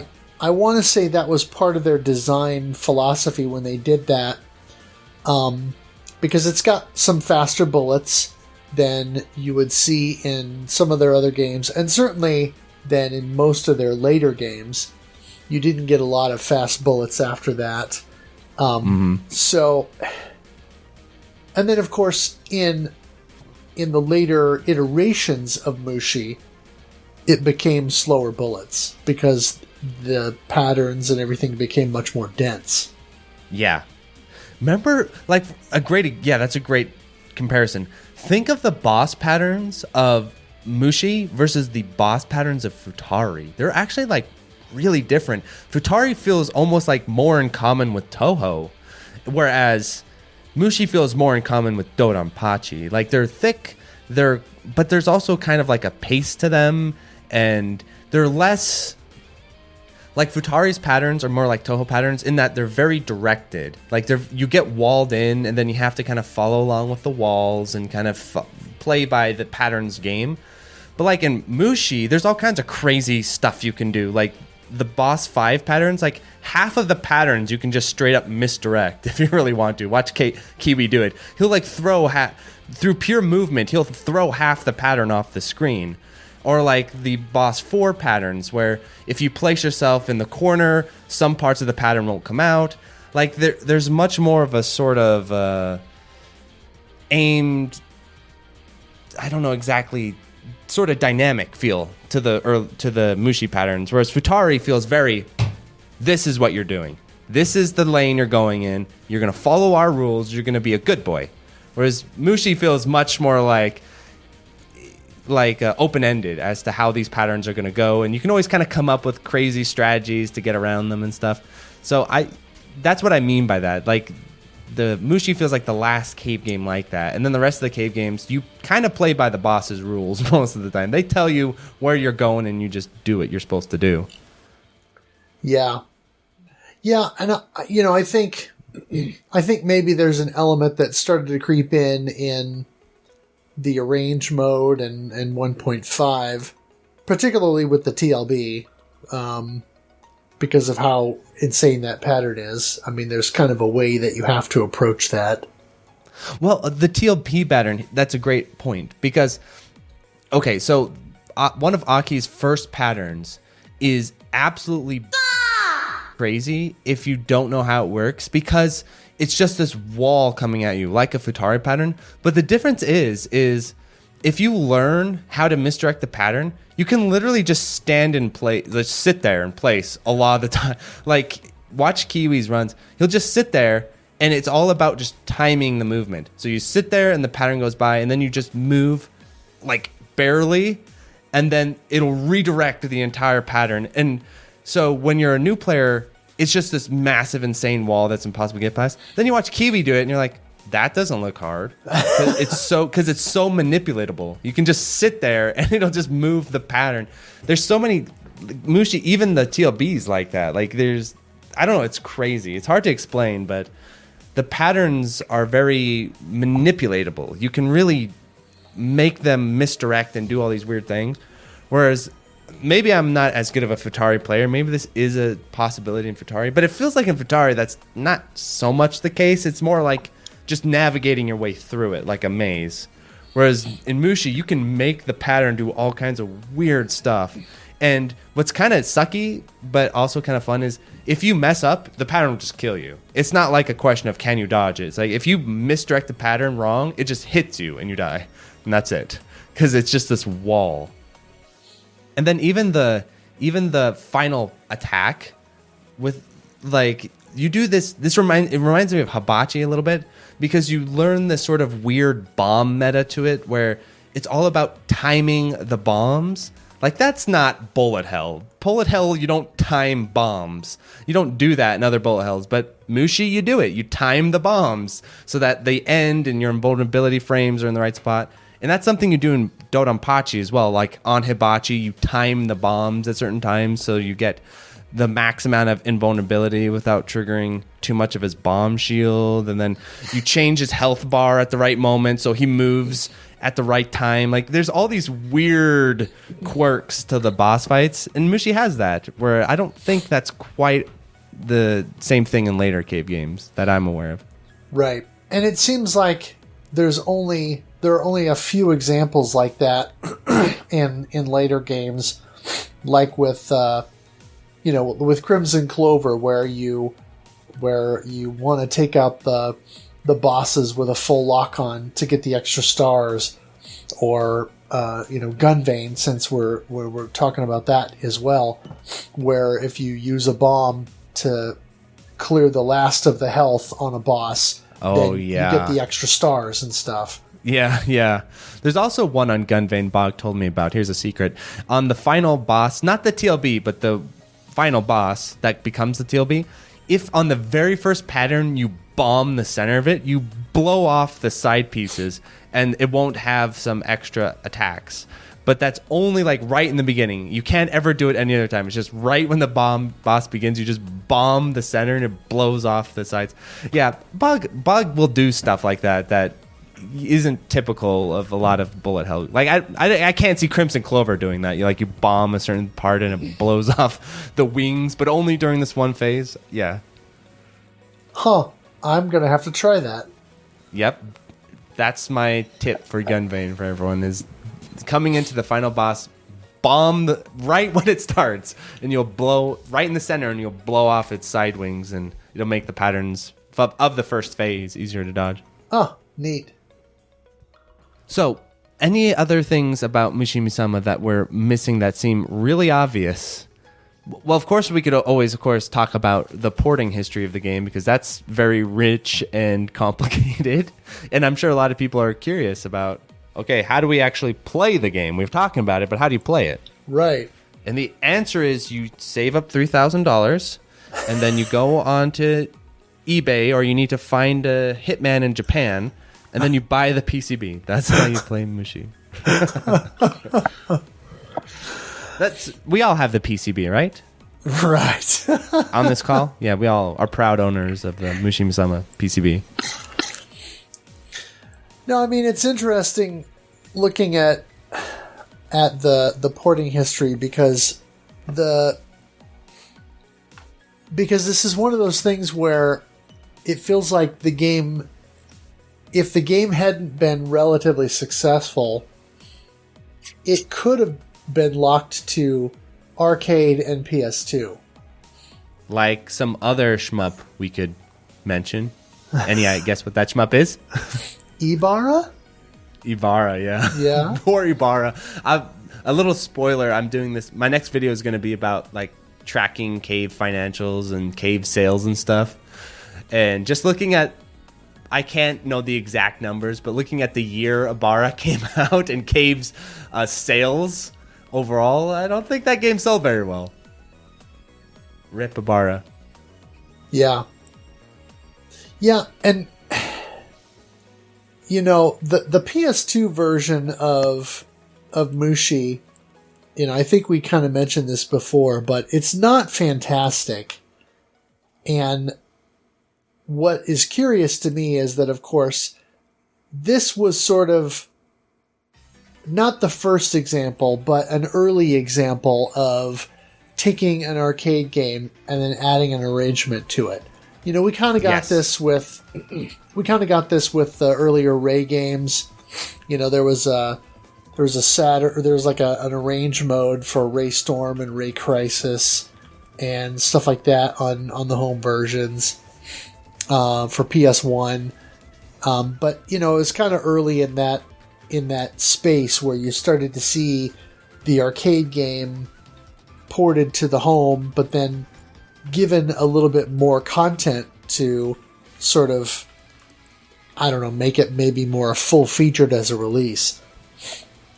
And so the arrange mode originated with the PS4 port, or PS2 port, but then, of course, was carried over in Mushi HD on the 360 several years later. And then that, of course, also made its way to the Steam version and then to the Switch version as well, since all of those have kind of been based on that 360 port. Yes. Yeah, that was the jumping off point for sure. So what's interesting about the arrange modes of the PS2 versions and why they're like so good, we all wonder like, okay, maybe if the port wasn't all that great, why were the arrange modes so good? My theory of this, I think it's a pretty solid theory, is because Eureka did the PS2 ports, and Eureka made arcade games, Tetris Grandmaster, for example, that are really good. And so I think there was a group in Eureka who are like hella good developers and programmers and probably gamers as well that were like, shmups, we got this. We can do this. Whereas some of the later companies that try arrange modes, 5PB, for example, make horrible arrange modes because they don't have that same skill in their development staff. But it wouldn't make sense, right? Eureka make Tetris Grandmaster. It would make sense that they are actually really good at shmups and could come up with a cool arrange mode. At least that's my theory. Sure, that makes sense. So here's something interesting to think about with the PS2 port, because I just looked it up. So I was curious to see how much is the PS2 port, because basically, like the lower the print run, the more expensive it would be these days, would be the logic, right? Supply and demand. Well, to my surprise, Mushihimesama is not that expensive on eBay. It's only $65. And what's interesting is that there's different versions of it, and one of the versions says Taito Best on it. And that makes me wonder, is that like a greatest hits type of thing? As in, it sold well, so they did a second run called Taito Best? There's at least two runs of it, right? If there's one that says Taito's Best and one that doesn't, right? Yeah. Yeah, so I'm looking at it on eBay now, and there's clearly two different versions. The original version that is kind of the full cover, and then the Taito Best that sort of has that border around it. So there's at least two print runs, which would mean, in my theory, that the original must have sold if they did another print run of it. There's not two print runs of S2J. I'd be shocked if there's two print runs of Ibarra, right? But there's two of Mushi on PS2. And the fact that it's really not all that expensive, this is just all circumstantial, but I would assume that means that it sold pretty well. Yeah. There's also a limited edition big box version that has what looks like a little figure of Reiko. That's cool. Yeah, it looks like a little figure of Reiko, but an even younger version of Reiko, as if it was sort of foreshadowing her presence in the game later, because it's like her holding this little Koju beetle, the little golden rhinoceros beetle. And just for comparison, I looked up Ibarra on PS2, $338. So I think that goes to show that the Mushi PS2 port sold. That's what I'm getting at. I think it sold. The fact that it has a Taito's Best, the fact that it's pretty readily available now, whereas Ibarra on the PS2, $338. I think that Mushi port sold, and that's why we got so many ports later on. Yeah, I mean, even the limited edition is not super expensive. It's not cheap, Right. but it's not terrible. Whereas you borrow, you were getting 300. Yeah. So here's a sealed art book of a borrow for $1,000. Oof. Is that on your short list of things you're buying? The Ibarra art book for $1,000? He bought the PCB. Definitely not. He's got the PCB. He can afford to spend it. Yeah. We all are high rollers here with the PCB, so that's nothing to us. So, what is your evaluation of the PS2 port? Because you have it, don't you? No, I don't yet. I was just messing around with it because I had free McBoot set up. Oh yeah, me too. Okay, yes. But yeah, So I we mean, both have it on our favorite memory card. How do you Right. feel about that version? No, and it's been a while since I actually messed with the PS2 version, but I guess my initial impressions were, at the time, this is harder than Futari, probably because of the faster bullets, Yeah. but also, this doesn't look very good by comparison. And of course, I was coming off the much prettier HD visuals of Futari, and then getting into the... I'm pretty sure that like most PS2 games, it's 480i. Yes. So it's going to look soft and fuzzy and not particularly great. So a lot of what's that... cool is DOJ has a 240p mode on the PS2 port. Oh, does it?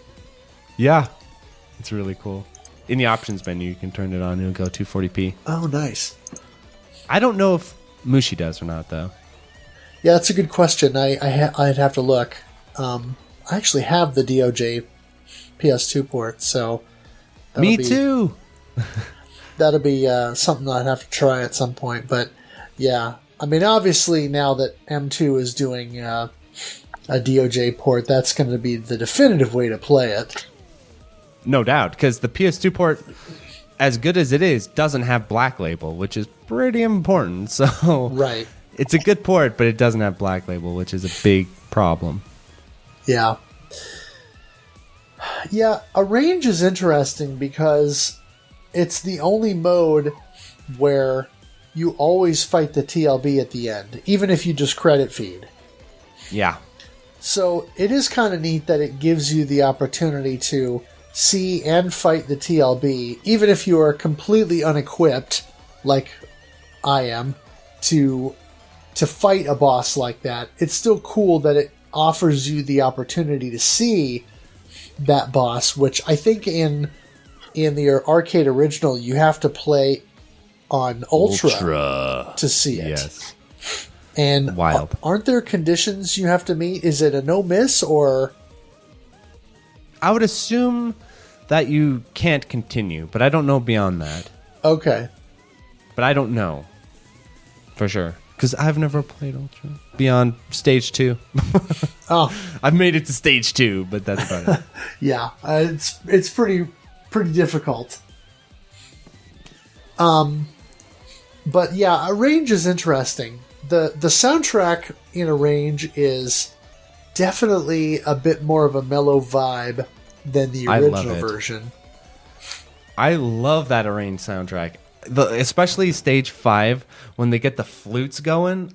I'll go, in the Steam version you can change it even if you're playing on original mode. You can change the soundtrack. I always put stage 5 to the Arrange version because I gotta have the flute. You gotta get that flute in there. Yeah, I love Arrange mode. It is probably one of my favorite arranges ever because it does so many cool things. First of all, like you said, you fight the TLB, but it's not Ultra mode TLB. It's Maniac mode. Well, like what would have been sort of a Maniac mode TLB. It's nerfed a bit, which is nice. And then on top of that, it has an auto bomb, but the auto bomb isn't broken, as in like you just get hit in auto bombs. It's like if you have full bomb stocks and then you get hit, then it auto bombs and it drains your bombs. So it still rewards you for knowing how to bomb and stuff. But at the same time, if you want to play fast and wild, it gives you that opportunity without having to worry about dying with full bomb stocks. So I really like that. And then on top of that, the really cool thing about it is what makes it really amazing is that you can change your shot type with a button.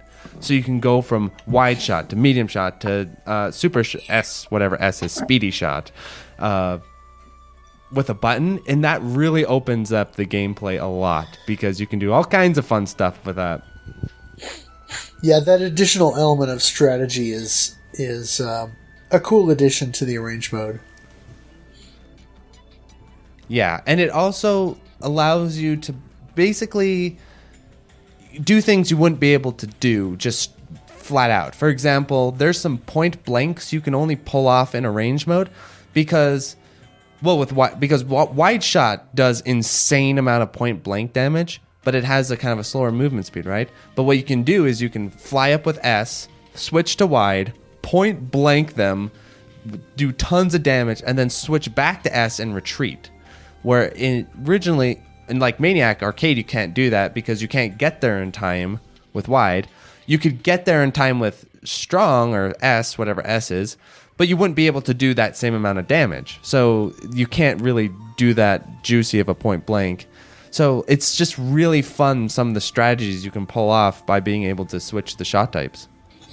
Right, because even though you do more damage point blanking, regardless of what weapon you're using, I'm sure there are situations where it's just not worth doing because you're not going to be able to avoid whatever the incoming pattern is if you're that close. Yeah, you're going to die.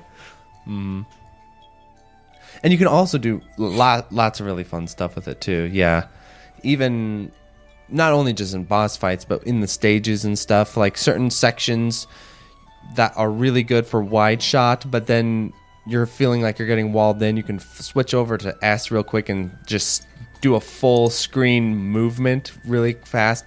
Just being able to, on the fly, switch between high movement speed and wide coverage with your shot is really good and really useful in a lot of situations. So the one kind of bad part about Arrange almost, it's not bad, but it's almost kind of a bummer, is after you play a bunch of range mode, then you go back to arcade and you can't switch shot types anymore. You're like, oh, I miss doing that. Because it just opens up the gameplay so much. And I almost wonder, this would be really interesting if we had more information. I wonder if Arrange sort of influenced Futari in a way, because if Cave had been playing a bunch of Arrange mode and been like, this is really good, let's just make it happen in Futari, because that's kind of how Futari works, right? Like when you're in rapid shot, you are in wide mode, and then when you're in concentrated shot, you're in S mode, and that's just like how you play range. When you're in rapid shot, you're wide mode, and then when you do concentrated shot, you swap over to S type. So, like in a way, it's kind of a precursor to Futari. Yeah. What are your thoughts on Arrange, Addicted? I think I should have played it more, because I don't remember much about the arrange mode. I played mostly on normal for survival. I would say it's a tad bit easier than Maniac mode until you get to the TLB. So up until the TLB, it's a tad bit easier. I think the hitbox is also slightly smaller in arrange mode. They give you like the ultra hitbox, I'm pretty sure. So you are really slipping and sliding through patterns in Arrange, which is really fun. Yeah, I think you're probably right. Now, myself, I tend to prefer 1.5 or Matsuri mode. One reason is because of the soundtrack. I actually really Dance like hall the soundtrack in 1.5. So what's funny is we talked about this some other occasion that we won't mention, and and you mentioned the 1.5 soundtrack, and at the time I was like, I can't remember what that soundtrack is. After the call, I popped it on. I'm like, this is like straight up dance hall, like doo-doo. It's like really dancey. Yeah, so it's funny. It's super high energy, and I love it. But the thing I like about 1.5 is you immediately get the choice between, do you play it straight and you power up like normal, or do you go into 1.5 with full power right off the bat, but then everything is crazy immediately. And there's way more bullets and more stuff going on. And the goofy thing is, I actually like the latter, even though I tend to still not like a ton of bullets and stuff like that. I kind of like how it sort of balances that out, because yeah, there's more bullets and stuff, but then because you are as powerful as you can get right from the jump, it feels like it's so much more balanced and fair that way. You're not just getting thrown to the wolves with way more bullets and denser patterns without any kind of way to mitigate that. So I really like that that's an option in 1.5. And it really reminds me a little bit of expert mode in Star Fox 64. I promise this will make sense. In expert mode of Star Fox 64, what happens is when you first go into Corneria, it has way more enemies and way more stuff going on. And your first impression is, this mode is going to be insane. Look at Canaria. It's full of enemies, so when I get to Venom, it's just going to be like 5,000 enemies. But it actually isn't that way. What it is that what they did was they balanced Corneria to be harder so that it has a more sort of even level difficulty curve. But when you get to Venom, it's really not all that different. It's actually the earlier stages that are more wildly different because they're trying to balance it. And I think that's kind of the same way with Matsari, where you get into it and stage 1, you're like, this is going to get insane when we get to stage 5. But it actually doesn't. It just those early stages, because like you're saying, you're more powered up early on, have a bit more of a buff to them. But it's not like this huge difficulty spike that happens later or anything. Right. Yeah, it makes me think of, like Breath of the Wild, where when you first start, you're super weak and everything is difficult because you have so little resources. But then by the time you get to the end of the game, everything's way easier because you've got all the tools. Yeah. So that's fun. Also, there's like color things going on in Matsuri mode, right? And I kind of forget what exactly that's all about. Yeah. Yeah, so 1.5 does have the auto bomb feature, like a range. I think you're right, though. There is some kind of color related thing, but I'm not entirely sure what the specifics are on that. But yeah, for whatever reason, 1.5 just feels good. Yeah, me.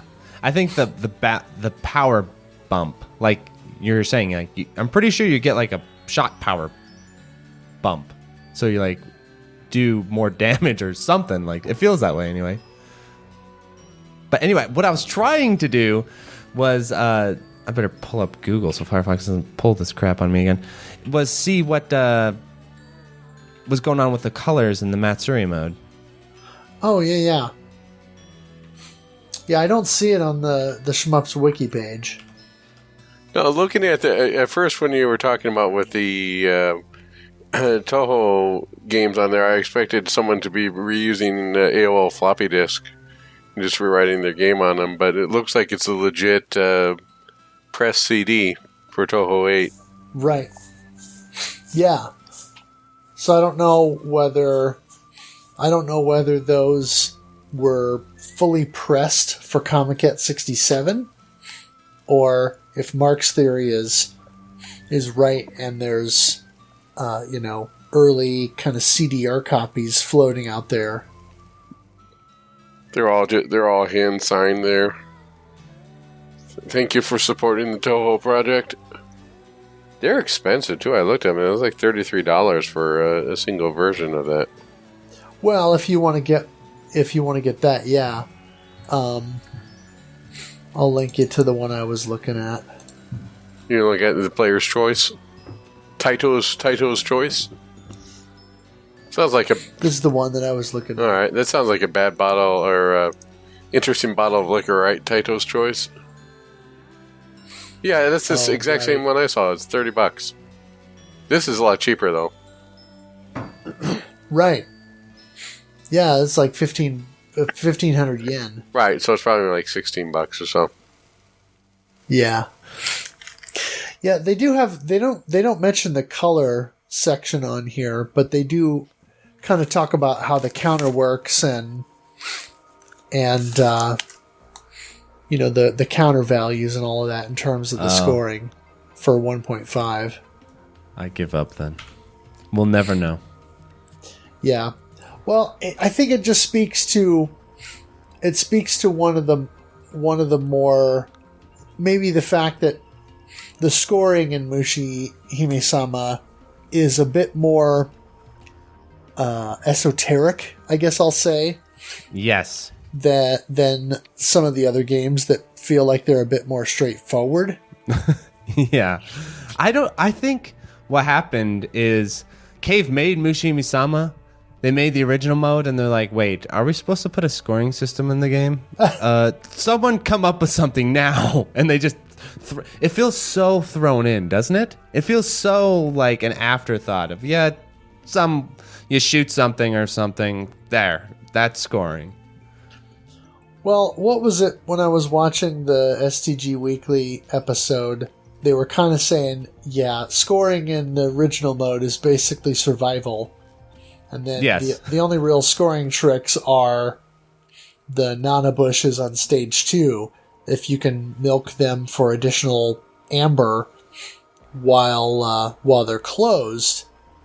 But other than that, and timing your bullet cancels to maximize the amount of amber that you get from those, there's not really a lot from a scoring perspective on the original version that you're going to be able to do to really maximize it. Yep.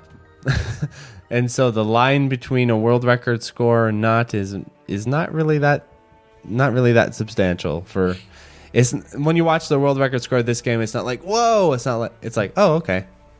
At least in original mode. Right. Whereas I think probably with a range and 1.5, and certainly once you get into Maniac and Ultra, that's where things become much more competitive, I guess, from that standpoint. Yes. Because there's more that you can do scoring-wise, and a lot more that, I guess, that opens that up to be more interesting. So I was looking up once again. This is like almost like the guy rolling the boulder up the mountain and then it falls back down on him over and over and over. That's how I feel about trying to understand this game's scoring systems in Maniac and Ultra mode. And I was literally looking them up once again before we recorded. And it is so... Basically, there's banking and counter-banking and chaining. And basically, you just hit stuff with Rapid Shot, okay? That's what you do. You hit stuff with Rapid Shot, and then you hold down auto fire, and then you make an auto fire of your auto fire so that you can get your super shot, and then you just hold that, and you hit stuff with it, and you hold it on to enemies, and you don't die, and then you save it for the bosses, and then you kill the bosses and get very big points. There. Right. Explained. And there's more to it in Maniac, where where the chaining actually matters.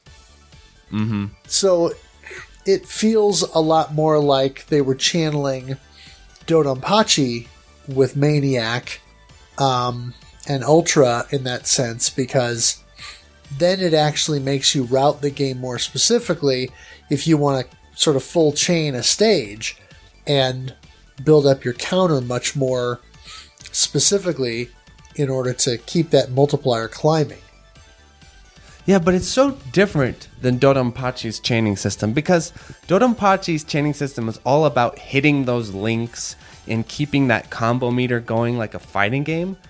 Where this game's chaining system doesn't seem quite like that. Like, I don't recall seeing a lot of like links in the game, and like, because the game's full of cancels, how do you link when you've got a game canceling bullets every 10 seconds? So I don't know how exactly the chaining system works as far as making sure the chain keeps going. But I know it's not like Dodonpachi, where Dodonpachi has very few cancels, and this game is just like canceling all the time. So it doesn't seem that difficult in terms of routing to chain the game. But that's just my sort of very basic understanding of it. Well, I was watching a run of Maniac, and it seems like it's strictly just chaining enemy damage.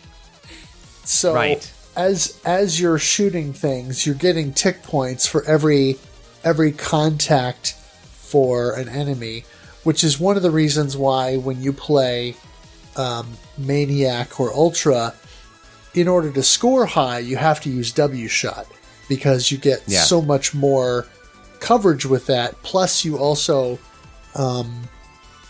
get more tick points. Yeah, you get more tick points for every volley. And so, because it does lower damage, you can kind of maximize that. So it's a way to sort of be able to hit the enemies and kind of chain one enemy to the next. But it feels like maybe the timer in between when you're doing damage is more lenient than Dodonpachi. Yes, because definitely. In the original Dodonpachi, the chaining is super strict, and the window of time between enemy kills that you have to increase the chain is minuscule. Dodonpachi is you can't even full chain some stages in the original Dodonpachi. Exactly. You just can't. It's crazy. Yeah. And so they iterated on that with Dodonpachi, and that feels much more natural in that sense. But it's still fairly tight based on what I've seen. I've never full chained the entire game, because that stage, what is it? Stage 5 full chain?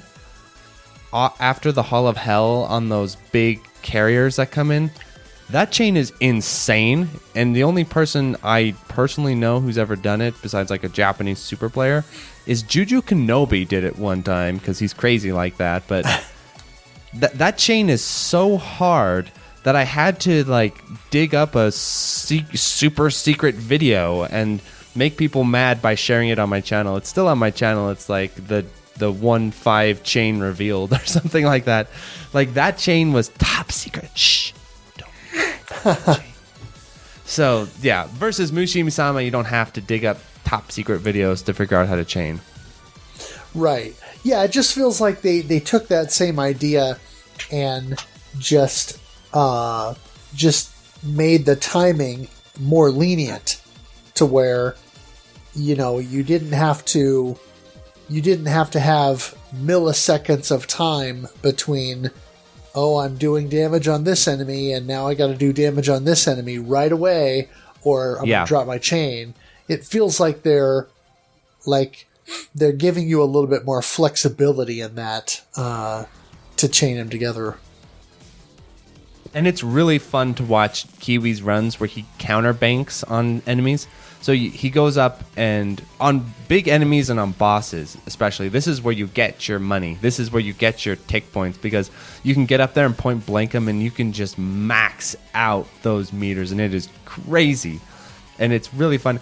But I guess the scary part about it is, if you're going for like a world record score or like a high score in the game, if you die during one of these sections, if you die during a boss fight, or when you're counterbanking a boss, or die when you're counterbanking a large enemy, that's a lot of score lost. That is a lot of score gone to the void. Yeah, doesn't a death cut your chain or your bank in half or something like that? Something. I know it's a ton of score losses, because whenever I see Kiwi run the game live and he dies during those sections. He's like, ah! So, yeah, definitely. Dodonpachi is kind of like that too. It's funny. Chain games are really interesting because there are places where you want your chain. If you gotta have your chain break somewhere, you always want it to break at the beginning or at the end, but never in the middle. If your chain breaks in the middle, that just is awful. Because chains are exponential. They're not linear. So it's not like... So if you get 2 300 chains, that is a fraction to one 600 chain. Like a 600 chain is worth, I don't know how much more, like 10 times more or something crazy like that. Whereas 2 300 chains, that's like nothing. So I'm assuming that's kind of similar in Mushihimesama, which is like if you die mid counterbank, that's a lot of score loss. Right. Yeah, so I don't know. Maybe it's just me, but it feels like because the scoring in Mushi is so different and odd, the way that it works, it feels like it's similar to Toho, where people play Toho for survival, but they don't necessarily play Toho for score. I think that was the case until a fellow American named Kiwi came along and decided to play Mushi for score. And ever since he started playing the game and playing for... Because he discovered a lot of stuff with auto fires and all kinds of crazy strats.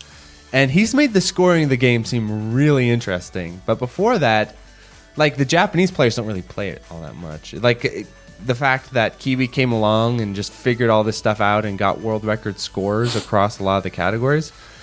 That Kiwi's an impressive player, but usually to do that, you need like decades of dedication to a game, or you need to be insane like Mogla or something. So, I think it's fair to say that it's fairly underdeveloped as a score game among the Cave Library, as opposed to Futari, which is very well developed, but also has its own issues. So, right, yeah, the Mushi games are a little bit cursed in their scoring systems, I guess. Now, as far as the options, are you a trace person, a formation person, or are you situational? I am pretty sure trace is just better, isn't it? Isn't trace just better than formation? So trace. But I'm also lazy, so I don't have the patience to like make sure I get trace every time. So the game just tells me what formation, because the way it works is when the formation item spawns, you have to wait for it to change to the other formation, but that takes forever. And I'm too scared to like route where I have to wait for the formation item. I'm too scared to route that way. So I literally do just play whatever the game throws at me. But I'm pretty sure the trace formation is the better of the two. Interesting.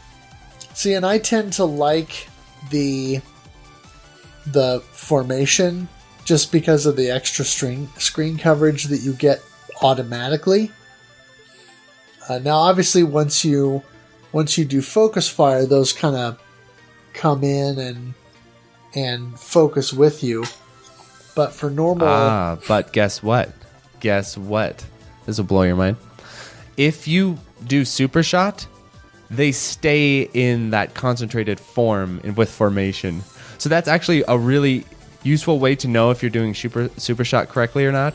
If you do super shot correctly, they will form the concentrated formation, which is pretty fun, but probably isn't the best in terms of screen coverage and stuff like that. So that's another reason why trace is better, because when you're doing super shot, I think it just works better with super shot than the formation does. Huh. But it is really cute when you do the super shot with formation, because it doesn't just stay there; it like dances a little bit. It's like it like kind of pumps along. It's pretty cool. I can see that. I mean, I have a soft spot for the formation. Don't get me wrong, but I just think like objectively on paper, trace is better. But like I said, I just do whatever the game tells me to do. So I play with formation quite a bit because it's like half the game you're using it. What I'm wondering is, of course, Mushi was a 3-button game initially, so you had your your shot, your bomb, and then your full auto for your C button. And of course, the super shot comes from holding down full auto and then tapping the shot button at a specific rhythm in order to make And that the way happen. I've been practicing this because when I go to Spain to play Mushihimesama for the demonstration, I was like, they obviously don't have auto fire of the auto fire button. I think they should, but like he'd have to like probably drill another hole to put a button or whatever you'd have to do. And so I've had to confront this issue. Okay, now I've got to try and get super shot just manually, by holding it and tapping it. You have to tap it so fast for GameBoy Guru. My hand's going to fall off. So I just gave up. So when I play it without the rapid fire, I don't even use Super Shot because you have to hammer that button. You have to at like either 6 hertz or 12 hertz. And 6 hertz is doable, but 30 minutes tapping at 6 hertz, your arm's going to fall off. Yeah. So, oh my gosh. So it kind of does feel a little bit like a auto fire only technique, even though I've seen Kiwi do it in some of his runs, but he doesn't do it all the time when he's doing it manually because your hand will fall off. So now, do you know which of the additional auto fire options is supposed to be closest to that? Because in the 360 port and beyond, Yes. you also have rapid shot and rapid full auto. Yes. So rapid full auto is like super shot, basically. Okay. It's the super shot button. So the way it works is rapid shot is the C button. Full auto is turboing the A button. And then rapid full auto is, I'm pretty sure, turboing the C button. See? And so I can't remember. I think the easiest way to do it is pairing rapid with full auto, and you hold them together, and that'll give you super shot. But I think you can do some fun stuff with that rapid full auto button that Kiwi was doing, and there's some type of scoring stuff you pull off with that.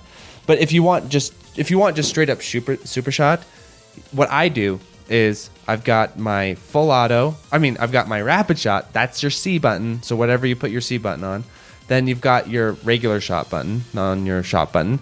Then you got your bomb. I put my bomb on my thumb, but some people put it on the ring finger. And then the fourth button that I map is the full auto. And so if you hold rapid shot and full auto together and you set full auto to 12 hertz, bam, baby, you have got yourself a super shot. And you can tell you're having a super shot because if you get the formation and then you hold these buttons, it'll go into like that weird dancing concentrated formation. And then okay, we are super shotting right now. So that I at least know a bunch about super shot. Cool. And then there's some kind of crazy stuff you can do with that fifth button with the rapid full auto. I don't personally use it, but I know Kiwi does or something. So it does stuff, but I'm not entirely sure what. Okay. Well, I'm pretty sure rapid full auto is what I've been mostly using when I've been playing the game on Switch. So maybe that is Yeah, and I don't know. I'm pretty sure if you pair that with your A button, you'll still get super shot. I would assume so. But I think it has some other properties as well for other things. Huh. So to paint the picture for the listeners out there, when Kiwi was doing his full auto world record runs, he's got like 5 or 6 auto fire buttons going or something. Like he needs a full arcade stick of buttons. And he was even like mapping buttons within software or some crazy stuff. Like it's crazy. So there's definitely a lot more to explore with the rapid fire exploits of the game. But for the homies, it's just full auto, hold rapid, that'll give you super shot. Nice. Oh, one other point on the rapid shots and the full autos is that it's different. The effects are different for each shot type. So M and S have similar super shots, which are all right. They're kind of okay. I think M's the worst. It's not really all that good. That's why M is considered like the worst shot type. Well, it's just overall just kind of bad. It's okay-ish, and I'm actually going to be doing my run in Spain with M just to be cool like that. But yeah, its super shot is basically not very good. And then S's super shot is pretty good, but it doesn't really do nearly as much point-blank damage as W. And W's super shot is incredible. And that is the winner chicken dinner in terms of it just does everything. So you have great screen coverage, you have great damage output, you can put damage on things even from a good distance because of super shot. And even with like the formation stuff, if you're like back full screen but you have the formation, you can like blast stuff with your laser still. So it's just such a good ship type when you have super shot in the mix. It just makes it the best ship of the game, or best shot type of the game by far. So yeah, shot type kind of messes up the programming in terms of the ship balance for sure. So if you're a new player and you want to 1cc it, play W and super shot, because you're going to be cruising through a lot of the boss fights easier. You don't have to fight them as longer. You get through the patterns quicker. And then, of course, just screen coverage, getting the cancels sooner. You're sweating less bullets, dodging all this crazy stuff. So it's just such a good, strong shot type. Well, don't worry. We've covered super shot. We've covered all the good stuff with Mushihimesama. So maybe for the people at home, for the audience, before this episode, before I get hit by a meteorite with this cursed episode, let's give our final thoughts on what would we say about Mushihimesama. Where do we rank it in terms of our cave game favorites, and why should people play it? We'll start with Addicted. All right. Thank you, Bob. I would say that... no. I would have to say with Mushihimesama, it's got enough going for it that makes it interesting. It's not going to be as polished as you would have with Futari, or even the militaristic later cave games such as Ketsui. I wouldn't put it in the S tier of cave stuff, but I would definitely put it in like an A or A plus. I think there's enough meat to keep you coming back, and enough variety, especially with different shot types, the different modes, that you can really get a lot for your money. I think it stands to reason the fact that this game's been ported, 3 times now? I think 4 times.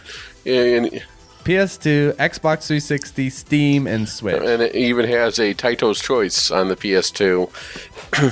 Hell yeah. Or People's Choice.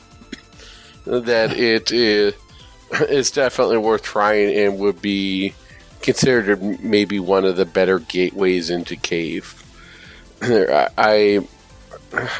Despite its flaws, I think, when we're talking about flaws, aside from your arm falling off from doing auto fire, they are the drawbacks or the flaws are small enough, and despite its flaws, it really is an excellent game, and one that I feel I probably should have played sooner there, and definitely glad that we were able to spend some time and get to know this game and give it a fair shake. Yeah, I mean, all right, Guru, you're up next. I'm kind of in a similar boat. I feel like there's part of me that wishes I would have come to this game sooner, and not played Futari first, for a couple of reasons. Number one, as we discussed earlier, I think the original Mushi's much more cohesive aesthetic and look and feel, I think really is one of its strong points. And so having all of that to sort of bring you into the experience, even if the gameplay may not be as refined as it could be, I feel like there's still a lot to like about it, particularly now with the the Switch and the Steam ports that there's so much content available. You know, there's a lot of gameplay that you can really sink your teeth into. I think the biggest knock against the updated ports of the game really is just that the novice mode is too easy, and that you really don't get much of an opportunity to kind of learn the game at a little bit more of an easy pace. Although I will say, maybe Novice Maniac is a good place to start from that standpoint, just because the original Novice mode is a cakewalk. Yeah. but Novice Maniac feels like maybe a little bit closer to a good Novice mode that sort of doesn't hold your hand and doesn't ease you into it too much, but then also doesn't beat you over the head like some of these games will. I still feel more of a draw to Futari and more of a draw to Ketsui at this point, but I definitely have developed a major appreciation for the original Mushi, and I do feel like it's something that I'll come back to, particularly as I continue to explore Danmaku games and get more experience with the genre and learn more how to play and approach these games more effectively. I think this is a game I could come back to later and maybe feel more confident with, and feel as though I could play better, or I could learn the game better as I kind of increase my general overall skill with the Danmaku style. Because where I kind of ended up at the end of the year with the game is that I still felt like Stage 3 was a bit of a wall for me. Being able to get through Stage 3 without dying too many times or expending all of my bombs, I felt like it was still kind of a problem. And Stage 4, to me, just felt like I wasn't going to make any real progress. And I don't know how much of that was me psyching myself out versus a realistic kind of look at where I was with my progress, with original mode at least. But yeah, I really do think that Mushi is a great game, and there's so much to like about it, between the visual presentation, the interesting gameplay stuff, the awesome soundtrack, multiple awesome soundtracks if you're playing one of the newer ports that has different versions of it. Mm-hmm. So there's so much to like about it, and so I guess to sum up, even though it's not my favorite cave game, I do feel like it's well worth your time to play it and experience it, to try the different modes and see which one grabs you, and then run with it. Yes, for me, when I think about my favorite cave games, and kind of one way I always sort of gauge what my favorites are, just in general, is not what I like to think that I like or what I think sounds cool to like, but what I actually engage with and what I actually find myself returning to. And I find myself playing original Mushi a lot. It's always a game that when I play it and after I get finished playing it, like I've been practicing for the Spain event, I always think to myself, man, I need to play this more. I need to find more reasons to play Mushihimesama. So at some point, I'm going to have to play the Ultra mode and beat the Ultra mode, because I've beaten every other mode in the game at this point because of that. But something about it I really connect with. I really love the visual presentation, the colors. It hits this really sweet spot for me where it's bright, it's colorful, it's cute, but it's not too, whatever you call it, kawaii or too moe. It pulls itself back from going down that road too much. The fact that it has all these really cute bugs, but there's still a lot of nice, rich detail to them that doesn't feel too cartoonish. I really like that. And then just if you look at the backgrounds of this game, they are absolutely beautiful. And there's so much detail put into these backgrounds. Like there's little walking paths, and it's crazy how much work they put into the backgrounds of the game, because it would have been easy to just put a sky background in, like, you know, how many shmups just throw a sky background in. But every stage in Mushihimesama is so distinctive, and you're going on this little journey, and then the soundtracks mixes in so well. For example, when you go from stage 3 into stage 4 and you enter the pond and you see the water, and then that music plays, Night of the Stars or whatever it is, that is it has such a vibe to it. You're like, oh yeah, every single time. Same thing, like I said before, with like the title screens and the menus. There's something very soothing and peaceful about the game, and very few shmups have that effect on me. Most shmups, you know, they get you hyped up and stuff, but Mushi, there's something very, very easing and calming about it. So I would say of my favorite cave games, it's definitely in the top 5. Even though I would absolutely admit on paper Futari is the better shmup, just something about Mushi, maybe because it's a little bit jank, it's a little bit crazy, that I like it as much as I do. The fact that you can kind of throw the boss patterns off in these weird ways, and the shot types are unbalanced and kind of crazy, but I absolutely love Mushihimesama, and I do think it is a pretty solid entry into the bullet hell genre, because it goes bullet hell mode on you, there's no doubt about it, but it doesn't go full on bullet hell. So I think even classic shmup players will find stuff to connect with in Mushihimesama. And it also has a very strong porting history. The PS2 port's a little janky because the slowdown and stuff isn't so good, but has a good arrange mode. And then you've got the 360 port, which is really good, and then the 360 port again, but on computer. The Steam port is really good. And then the 360 port again, but on the Nintendo Switch, is also really good and one of the best shmups on the Switch. So, yeah, just cannot get enough of Mushihimesama. And it kind of makes me sad that we'll never see a Mushi 3.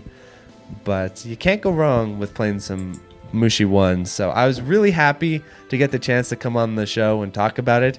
And maybe another game I wouldn't like to talk about twice in a row, but it's my fault, so I can't blame anyone else. But Mushi, I was like, I could talk about Mushi again, no problem. So I've been really excited. I'm really glad you guys covered the game and talked about it and brought me on the show. Thanks, Mark. It was definitely good to have you here and talk about stuff that went way above my head, but I appreciate you talking about it anyways. I mean, there's so much depth to this game that you would normally experience by just playing it for survival. I hope that everyone tries out the different modes and the different shot types to understand the, as you put it, the pain of moving dreadfully slow. Yes, especially with the W shot type in concentrated fire. But with the power of super shot, you don't even need to do concentrated fire. That's for suckers. You don't even concentrate fire. You just super shot all the time. And the world's a happy place. There you go. Okay. Well, there you have it.